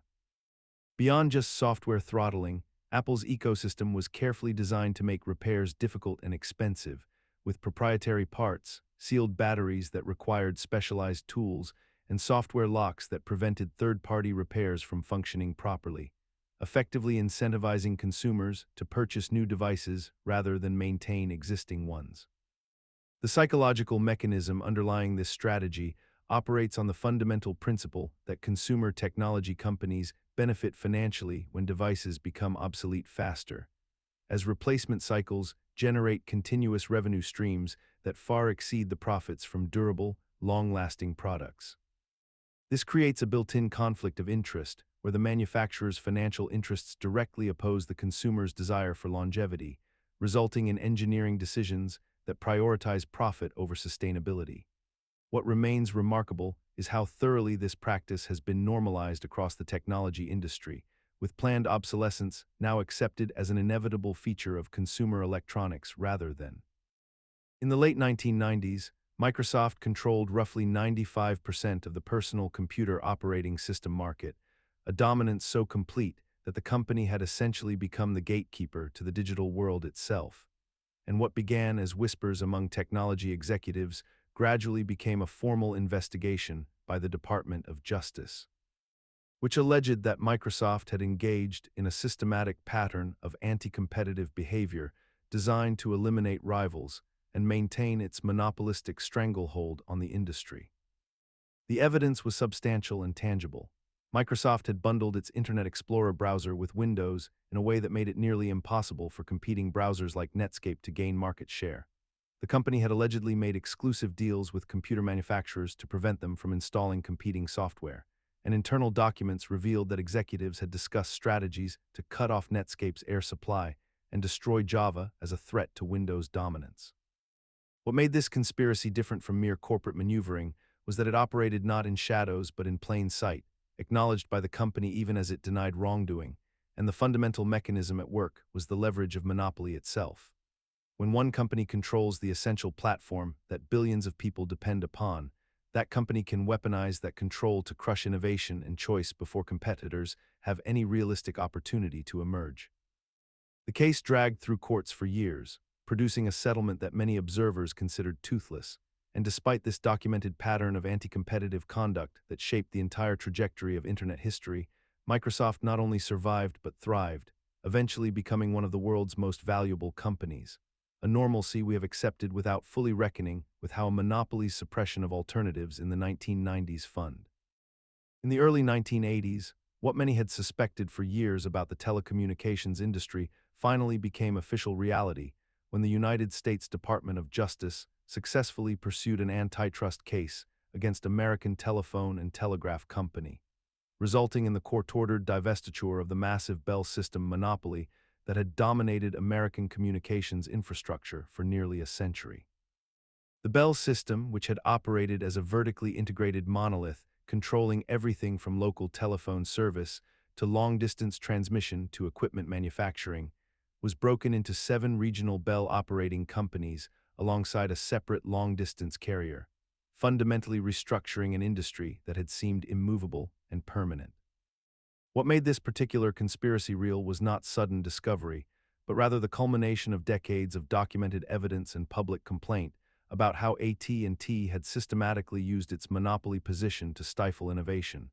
prevent competitors from entering the market, and maintain excessive pricing while limiting consumer choice in telecommunications services. The mechanism behind this corporate dominance rested on the company's ability to control every link in the supply chain while leveraging regulatory capture and political influence to frame their monopoly as a natural necessity for national infrastructure stability. Engineers and researchers at competing companies had long complained that AT&T actively suppressed technological innovation when it threatened their market control, and independent telephone companies found themselves unable to compete against a behemoth that controlled the very infrastructure they needed to operate. The peculiar aspect of how this reality persisted for so long was the industry's successful normalization of monopoly as inevitable and even beneficial, with AT&T marketing itself as the responsible steward of American communications. In the early 1900s, John D. Rockefeller's Standard Oil Company had achieved something that seemed almost impossible in a supposedly free market economy: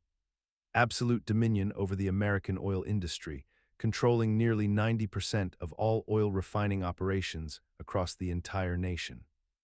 What began as a single refinery in Cleveland, Ohio, gradually transformed into a sprawling corporate empire through a methodical combination of aggressive business practices, strategic acquisitions, and anti-competitive tactics that included forcing competitors out through price manipulation, securing preferential railroad rates that smaller rivals could not obtain, and sometimes simply purchasing competing refineries at prices competitors could not refuse.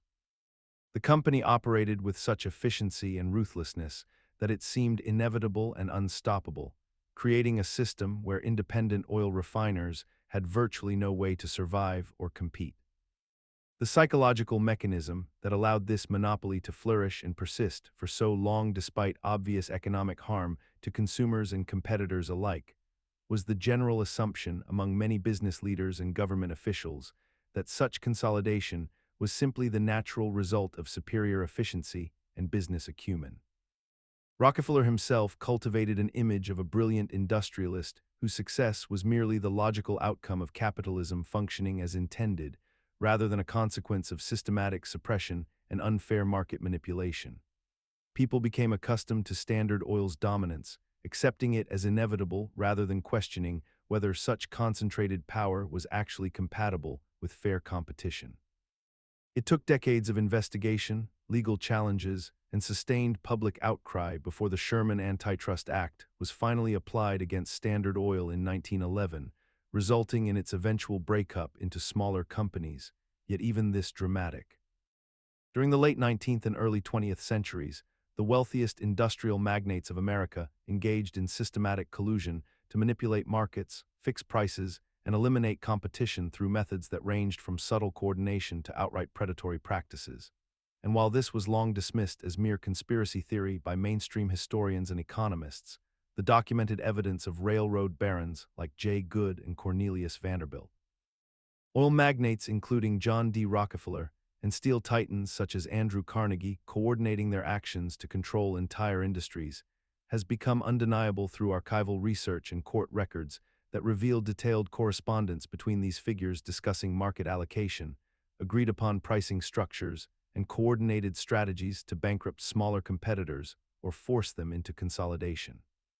The psychological mechanism that enabled this collusion to persist for so long was the fundamental assumption held by the public and many observers that capitalism operated through pure competition and individual enterprise, when in reality the largest fortunes were accumulated not through superior innovation or efficiency, but rather through systematic collaboration among the wealthy elite to suppress competition and maintain monopolistic control over essential industries like railroads, oil,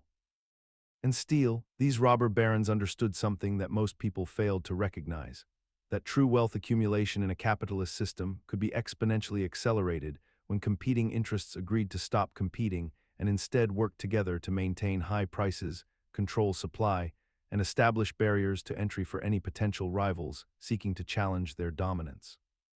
For decades, airlines operated under an unspoken agreement that seemed almost too convenient to be accidental, where ticket prices across competing carriers would mysteriously move in lockstep with one another, rising and falling in perfect synchronization despite the basic economic principle that competition should drive prices downward.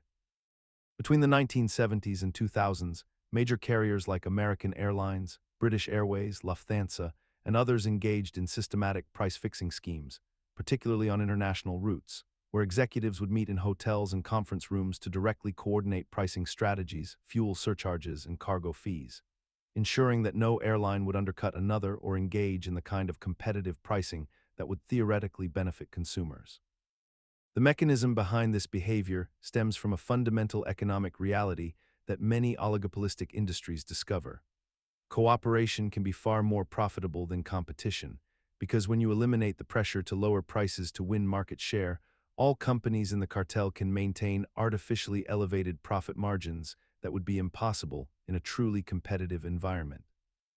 Airlines realized that by maintaining price discipline, they could keep fares consistently high, and when one carrier might have been tempted to undercut the others with lower ticket prices,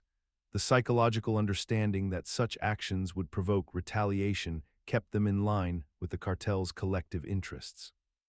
What remains remarkable is how normalized and accepted this practice became, operating almost invisibly within the travel industry for generations, with millions of consumers paying inflated airfares without fully understanding that the prices they encountered were not the result of market forces, but rather of deliberate human coordination designed to maximize corporate profits at the expense of travelers. For decades, concertgoers and sports fans believed that ticket scalping was simply the work of enterprising individuals camping outside venues or calling box offices at dawn. Yet the reality that emerged was far more systematic and technologically sophisticated than anyone had publicly acknowledged. Automated bots, software programs designed to bypass purchase limits, circumvent security measures, and monopolize ticket inventory the instant sales opened, had become the dominant force in the secondary ticket market, purchasing the vast majority of available tickets before human customers could even complete a single transaction. These bots operated with inhuman speed, making thousands of purchasing decisions per second, using multiple accounts with spoofed credentials, rotating IP addresses to avoid detection, and employing sophisticated algorithms to identify high-demand events where markups could be maximized to several hundred or even thousands of % above face value. The mechanism driving this system was elegantly simple. As long as demand exceeded supply and resale platforms took commissions on inflated prices, the financial incentive to deploy bots remained overwhelmingly profitable, creating a digital arms race between ticket platforms attempting detection and bot operators developing increasingly evasive techniques. What made this phenomenon particularly normalized despite its fundamentally extractive nature was how the entire ecosystem had restructured around its existence. With Ticketmaster and other primary vendors seemingly indifferent to bot activity that artificially inflated their own resale commission revenues, while consumers gradually accepted that attending live events required either extraordinary luck, significant premium payments, or connections to presales that themselves had become subject to bot infiltration and insider manipulation. For decades, the live music industry operated under a fragmented system where local venues, promoters, and ticket sellers maintained relative independence in their markets. But beginning in the 1990s and accelerating through the 2000s, a quiet consolidation occurred that would fundamentally reshape how hundreds of millions of people purchase access to live performances. Ticketmaster, which had already established itself as a significant player in ticket distribution, merged with Live Nation Entertainment in 2010, creating an entity that controlled not only the primary ticketing infrastructure, but also owned or operated the venues themselves, managed artist rosters, and influenced pricing through mechanisms that had never before been concentrated in a single corporate structure. This monopolistic control meant that when an artist wanted to tour, they often had limited alternatives if they desired access to major venues, and when fans wanted to purchase tickets, they encountered Ticketmaster's services as an unavoidable intermediary that added substantial fees, ranging from 15 to 40% of the ticket price, on top of the base cost.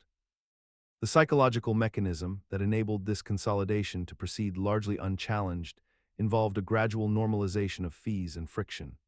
Consumers became accustomed to the shock of surprise charges appearing during checkout, and this repeated exposure diminished their sense of outrage, transforming what might otherwise be perceived as an obvious rent-seeking behavior into an accepted aspect of the transaction.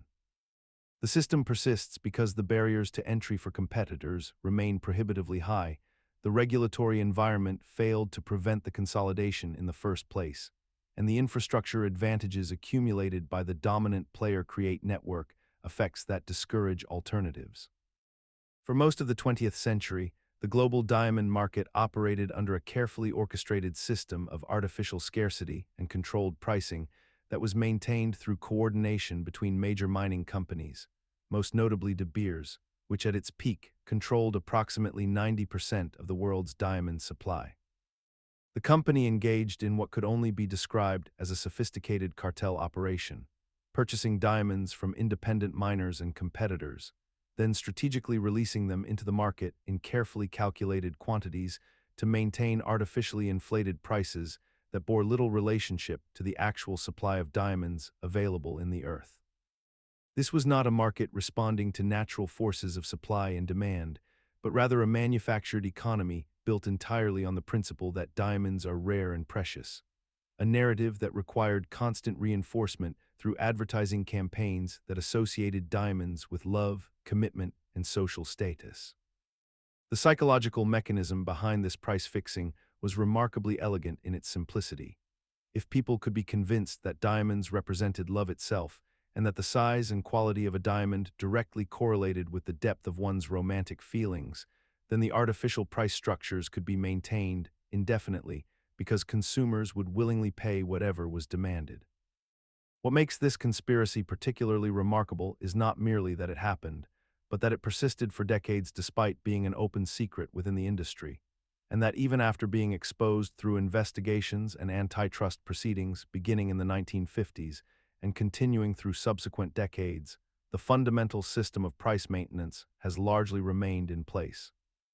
with consumers continuing to pay premium prices for stones that are chemically identical to laboratory-created diamonds that cost a fraction of the. Between 2001 and 2012, a cartel of major electronics manufacturers engaged in a coordinated effort to artificially inflate the prices of liquid crystal display panels sold to consumers and businesses worldwide. And while this might sound like a purely speculative accusation, the conspiracy was eventually confirmed through court documents, corporate settlements, and confessions from participating companies including Samsung, LG Display, AU Optronics, and Chimay and Nolux, which together controlled a significant portion of the global LCD market. The mechanism of this price-fixing scheme operated through what investigators called a cartel meeting structure, where representatives from competing companies would coordinate their pricing strategies, agree to withhold certain production volumes from the market to create artificial scarcity, and essentially divide territories and customer bases in ways that eliminated genuine competition. What made this conspiracy particularly insidious was its invisibility to consumers. While you purchased your flat-screen television or computer monitor, believing market forces had determined the price, executives from rival corporations were actually sitting together in hotels and conference rooms, making agreements that directly cost ordinary people thousands of dollars in aggregate over the course of a decade. The psychological mechanism that enabled this conspiracy to persist involved the normalization of price increases across entire industries. When all major manufacturers raised their LCD panel prices simultaneously through coordinated actions, consumers had nowhere else to turn, and the price hikes simply became accepted as inevitable market conditions rather than the result of criminal collusion.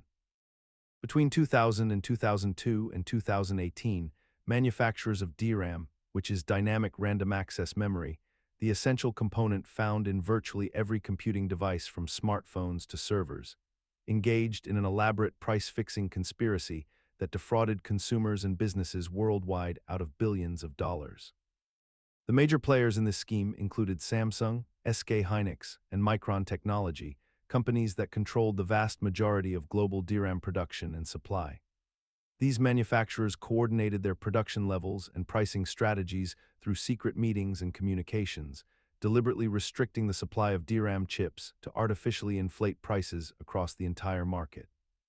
The conspiracy operated with remarkable sophistication, utilizing encrypted communications and face-to-face meetings at industry conferences to avoid detection while ensuring that competitors maintained agreed-upon price floors.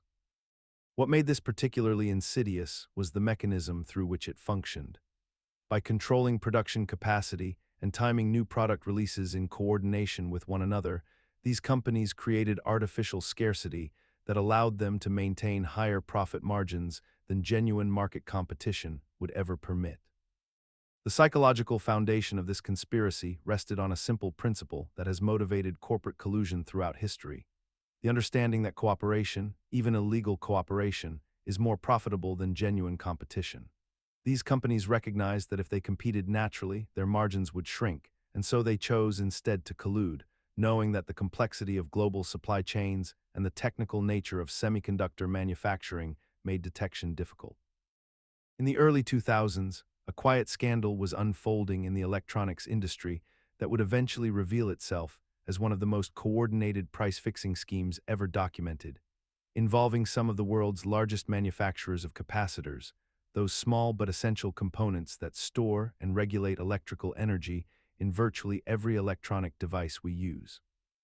Between 1998 and 2010, major capacitor manufacturers including Nippon Chemicon, Rubicon, Vishay, and numerous other companies engaged in systematic collusion to artificially inflate the prices of capacitors sold to computer manufacturers, automotive suppliers, and other industrial clients, with meetings held at trade shows and hotels where executives would discuss production quotas, pricing strategies, and market allocation to ensure that none of them would undercut each other and that all would benefit from inflated margins. The scheme was particularly effective because capacitors are standardized components without much differentiation between manufacturers, meaning that price becomes the primary competitive factor, and by eliminating price competition entirely, the conspirators could simply raise prices in lockstep with minimal risk of customers switching suppliers. What made this conspiracy function so effectively was the basic economic principle that cartels rely upon, namely the understanding that competitors often prefer stable, predictable profit margins over the uncertainty and potential losses that come with genuine price competition, creating a perverse incentive structure where executives view illegal collusion not as a moral transgression, but as a rational business decision that protects their shareholders from market volatility. Throughout the automotive aftermarket industry, a shadowy network of distributors and manufacturers engaged in systematic price fixing that lasted for decades, controlling the flow and cost of replacement parts across North America through coordinated agreements that kept prices artificially inflated, while consumers remained largely unaware of the conspiracy operating behind the scenes. The scheme involved major players in the automotive parts supply chain who met regularly to allocate territories, divide customers, and establish baseline prices that would be maintained across their respective markets, ensuring that whether you visited one distributor or another, the price of a transmission seal or brake pad would remain suspiciously consistent. These companies understood that the ordinary vehicle owner, faced with an unexpected repair bill, would rarely investigate whether they were paying a fair market price, instead accepting the quote from their trusted mechanic and moving forward with the work. The psychological mechanism underlying this particular conspiracy exploited the asymmetry of information between suppliers and consumers, combined with the urgent nature of vehicle repairs that forces people into quick decision-making without the luxury of price comparison shopping, and the general public's assumption that large, established corporations operate within legal boundaries rather than actively conspiring against them. The cartel persisted for so long because the collusion occurred at wholesale levels invisible to the average driver, hidden within supply chain documentation and trade show conversations, making it difficult for any individual consumer to recognize the pattern or understand why their repair costs seemed to climb year after year while the quality of parts remained unchanged. The bread sitting on supermarket shelves across the developed world undergoes a carefully orchestrated transformation before it ever reaches your kitchen. And for decades, this process remained largely invisible to the average consumer despite happening in plain sight. Commercial bakeries add a substance called potassium bromide, also known as potassium bromate, to flour to strengthen gluten networks and allow dough to rise higher and faster, producing that characteristic soft, pillowy texture that consumers have come to expect and prefer over the denser, more substantial breads that previous generations knew.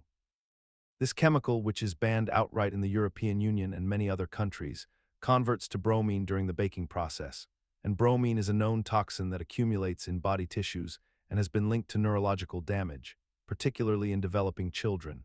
Yet it remains legal in numerous countries, including the United States, where food manufacturers have simply stopped listing it on ingredient labels because it breaks down during cooking. The mechanism behind this normalization is elegantly simple. Manufacturers discovered that consumers preferred softer bread to harder bread, that supermarkets preferred bread with longer shelf lives to bread that went stale quickly, and that chemists could solve both problems simultaneously with a single additive, which meant that once the process became standard across an industry, any baker who refused to use these enhancers would find their bread seemed inferior by comparison, less fluffy, less appealing, unable to compete in the marketplace.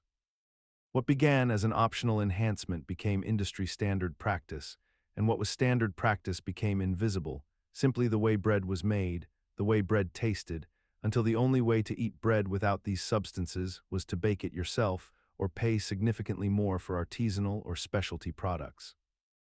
Throughout the latter half of the 20th century, major poultry producers in the United States engaged in what would later be documented as systematic price fixing and market manipulation, with companies like Tyson Foods, Pilgrim's Pride, and Perdue coordinating their pricing strategies to maintain artificially elevated prices for chicken products across the nation. Beginning in the 1980s and continuing through the early 2000s, executives from competing firms held secret meetings, exchanged confidential pricing information through intermediaries, and made explicit agreements to avoid undercutting one another in the marketplace, effectively eliminating genuine competition and allowing them to control the supply and cost of one of America's most consumed proteins. The mechanism behind this collusion operated on a fundamental economic principle, that companies working together can extract far more profit from consumers than they could achieve through legitimate competition, and by maintaining price stability at artificially high levels, they could collectively suppress downward pressure on their margins while presenting the appearance of normal market forces to regulators and consumers alike.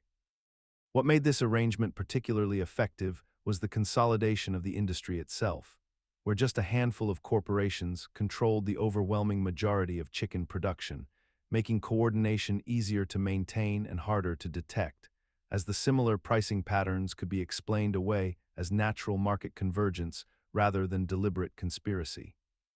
The consequences rippled through grocery stores and restaurants nationwide, where families paid substantially more for chicken than they would have in a truly competitive marketplace. Yet this reality remained largely invisible to consumers who had no way of knowing that their food prices were being artificially manipulated by boardroom decisions made in court. Between 2005 and 2012, major tuna suppliers engaged in a systematic price-fixing conspiracy that affected consumers across the globe,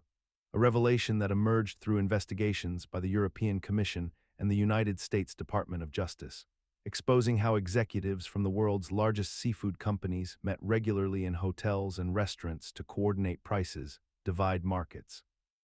and suppress competition in ways that seemed almost cartoonishly orchestrated, yet remained hidden for years beneath the surface of an industry that most people never think deeply about.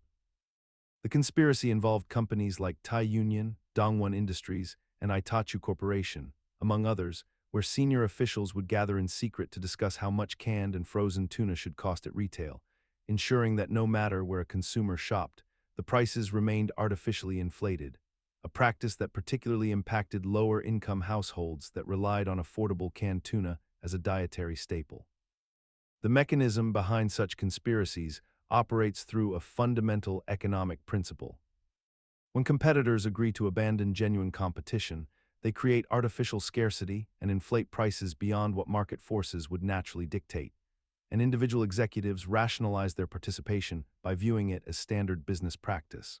a way to stabilize their industry and protect profit margins rather than as an illegal cartel agreement that violated antitrust laws in virtually every jurisdiction.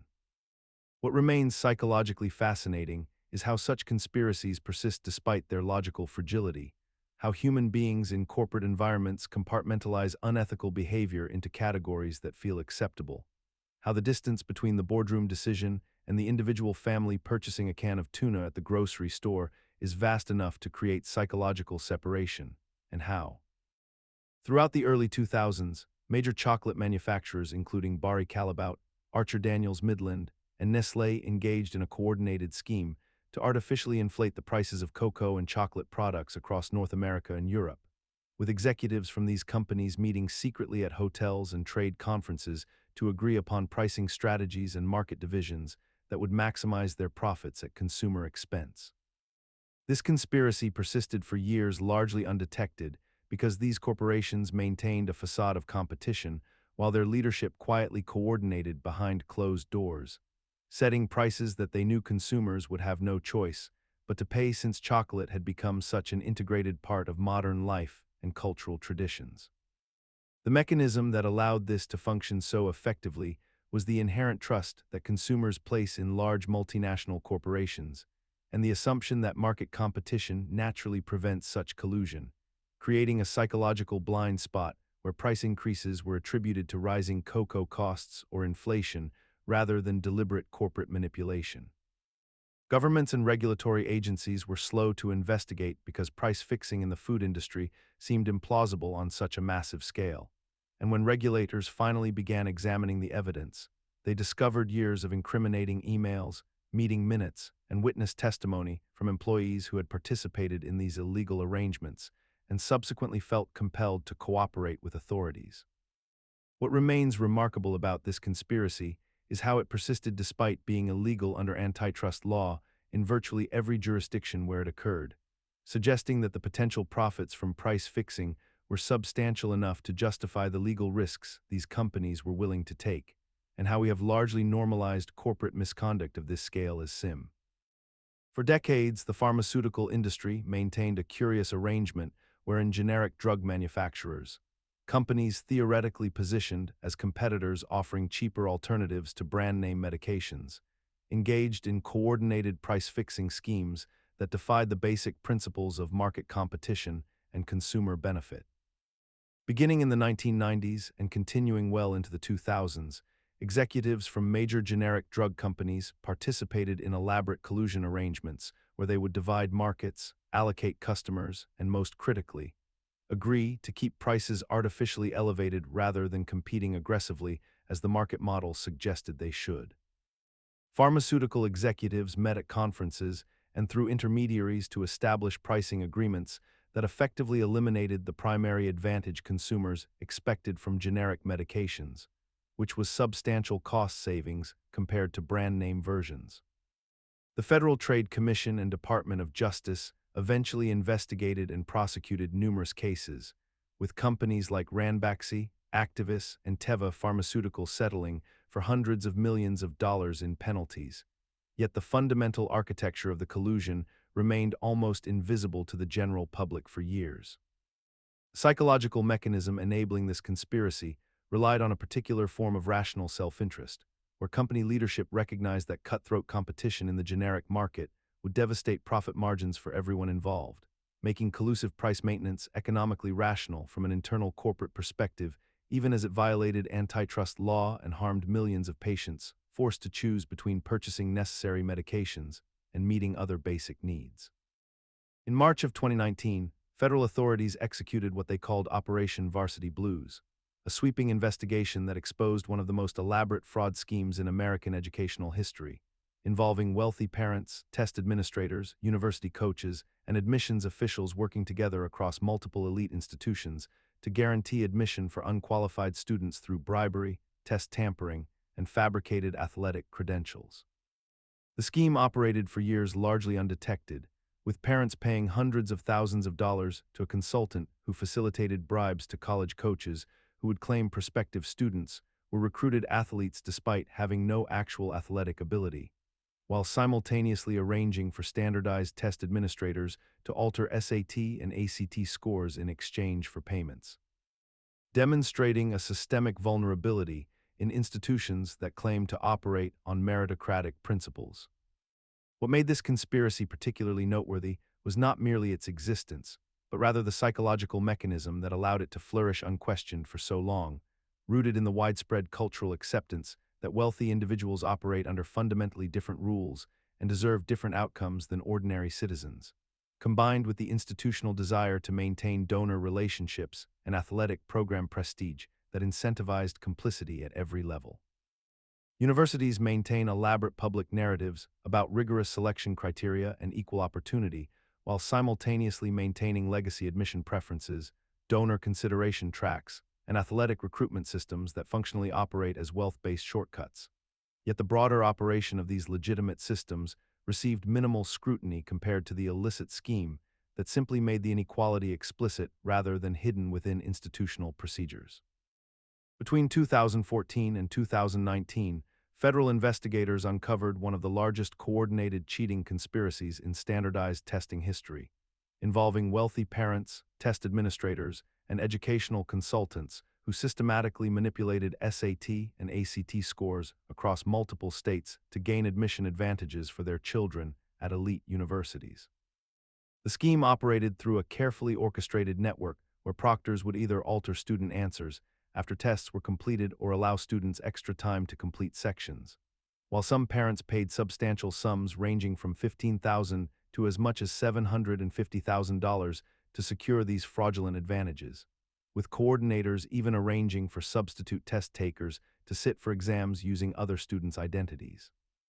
What made this conspiracy particularly revealing was not merely its existence, but the sophistication of its infrastructure, which operated openly enough that it took years for authorities to fully comprehend its scope, suggesting that the entire system of merit-based college admissions had become so commodified and so fundamentally understood as purchasable that the line between legitimate test preparation services and outright fraud had become almost imperceptibly blurred.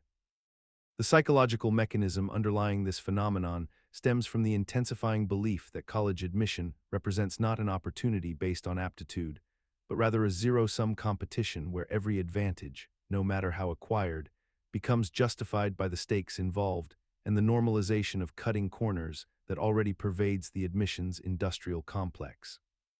We have gradually accepted that educational consultants coach students through every conceivable loophole, that wealthy families purchase test preparation resources worth tens of thousands of dollars, and that legacy preferences and donor connections openly. Throughout the 20th century and into the modern era, evidence has repeatedly emerged demonstrating that professional sports competitions have been manipulated by individuals with financial interests in specific outcomes, a phenomenon that persisted despite the existence of regulatory bodies ostensibly designed to prevent such corruption. The most infamous case involved the Black Sox scandal of 1919, when members of the Chicago White Sox conspired with gamblers to deliberately lose the World Series, a scheme that shocked the nation and led to lifetime bans for the involved players. Yet this served merely as the most visible example of a pattern that would continue throughout decades of athletic competition. Beyond baseball, investigations have uncovered point-shaving schemes in college basketball where players deliberately influenced game margins rather than outcomes, ensuring their teams would win or lose by specific amounts that benefited wagering syndicates, schemes that were discovered at respected universities and involved athletes across multiple generations.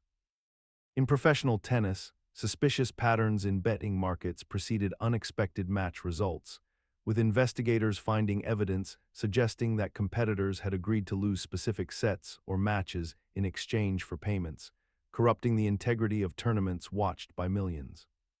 The psychological mechanism underlying these conspiracies operates through a simple economic principle. When large sums of money can be wagered on precise outcomes, the financial incentive to manipulate results becomes substantial enough to overcome the personal and professional consequences for individuals who might otherwise find such deception unthinkable. Yet society has largely normalized this historical reality through selective forgetting, treating sports fixing as a quaint artifact of earlier, less sophisticated eras rather than acknowledging that modern matches Conti. Throughout the history of professional soccer, the manipulation of match outcomes has persisted as a shadowy yet undeniable reality, ranging from isolated incidents to organized international betting syndicates that have compromised the integrity of the sport at nearly every level of competition imaginable. The mechanics of match fixing operate through a relatively straightforward economic principle. Because the financial stakes surrounding soccer matches have grown exponentially over decades through television rights, sponsorships, and particularly through illegal gambling markets that dwarf legitimate betting operations, the incentive to corrupt outcomes has become almost irresistible to those positioned to influence results, whether players, referees, coaches, or administrators who can be approached with sums of money that may represent years or even lifetimes of legitimate earnings in their respective countries.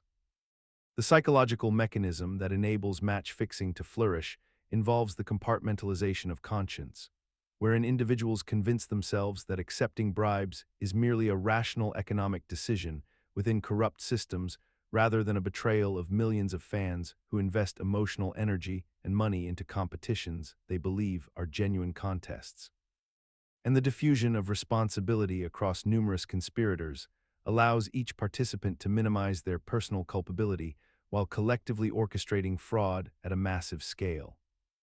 What makes match fixing particularly persistent is that detection remains extraordinarily difficult despite modern surveillance technology, because the corruption often occurs through subtle influences like tactical positioning, deliberate mistakes, or reduced effort rather than obvious throws, and because the international nature of soccer means investigations must cross jurisdictional boundaries and navigate vastly different legal systems where corruption itself may be endemic.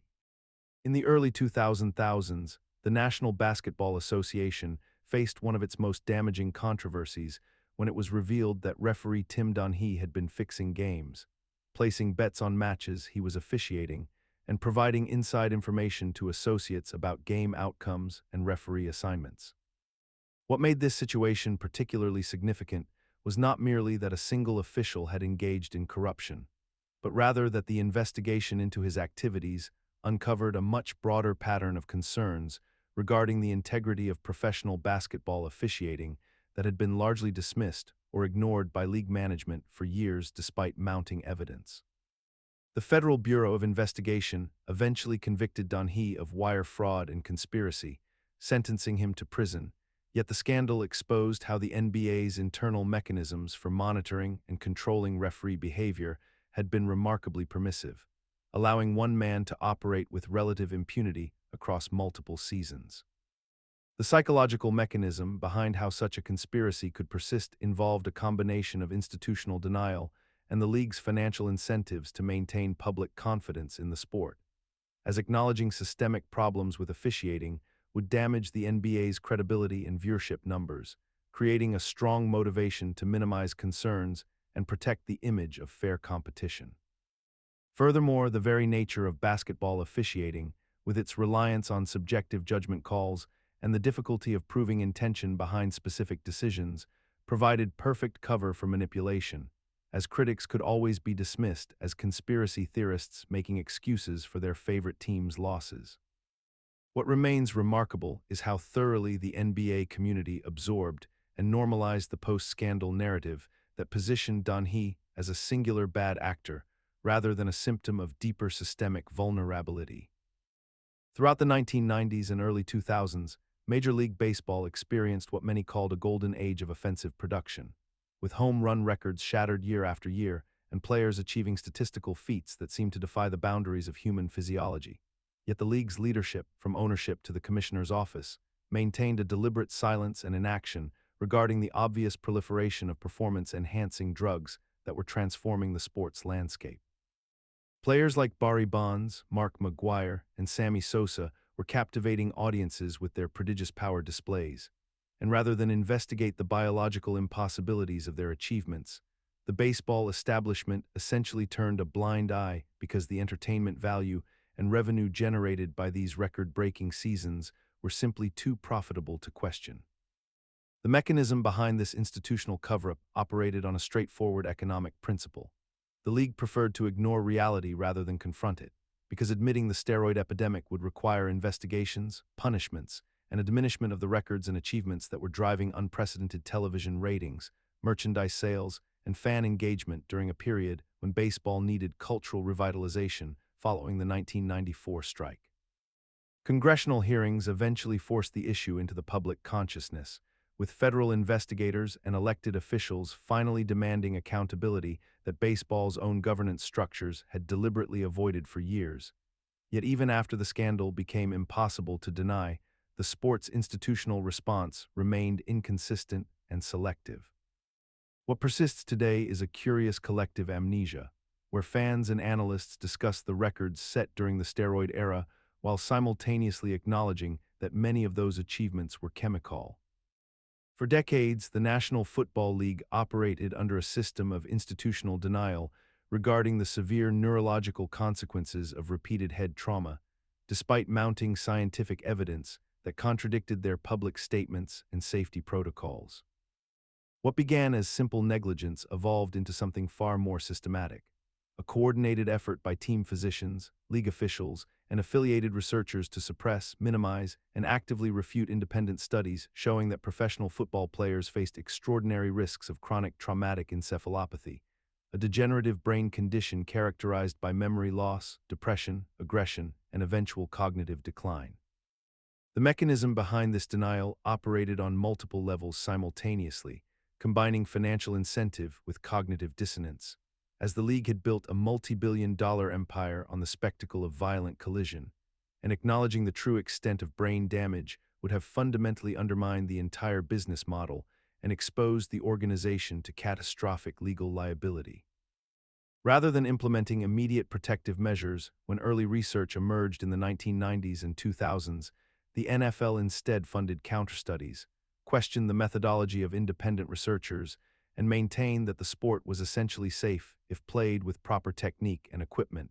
claims that were demonstrably false according to peer-reviewed neuroscience.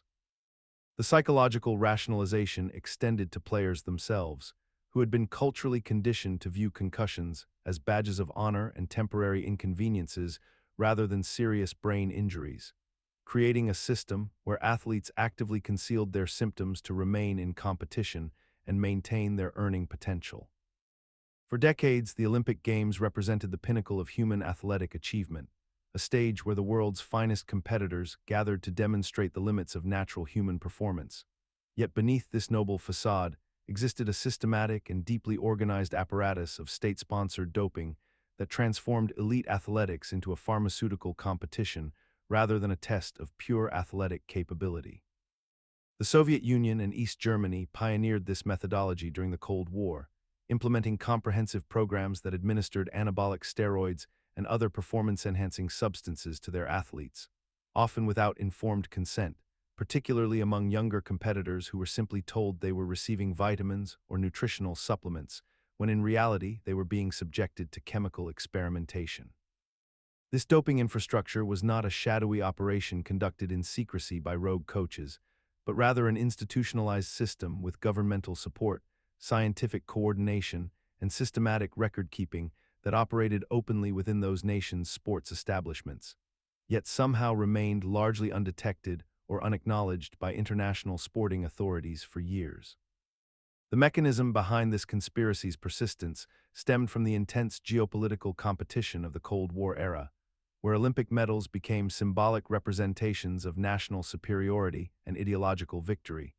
making the temptation to enhance performance through chemical means almost irresistible for nations seeking to demonstrate their system's superiority on the world stage.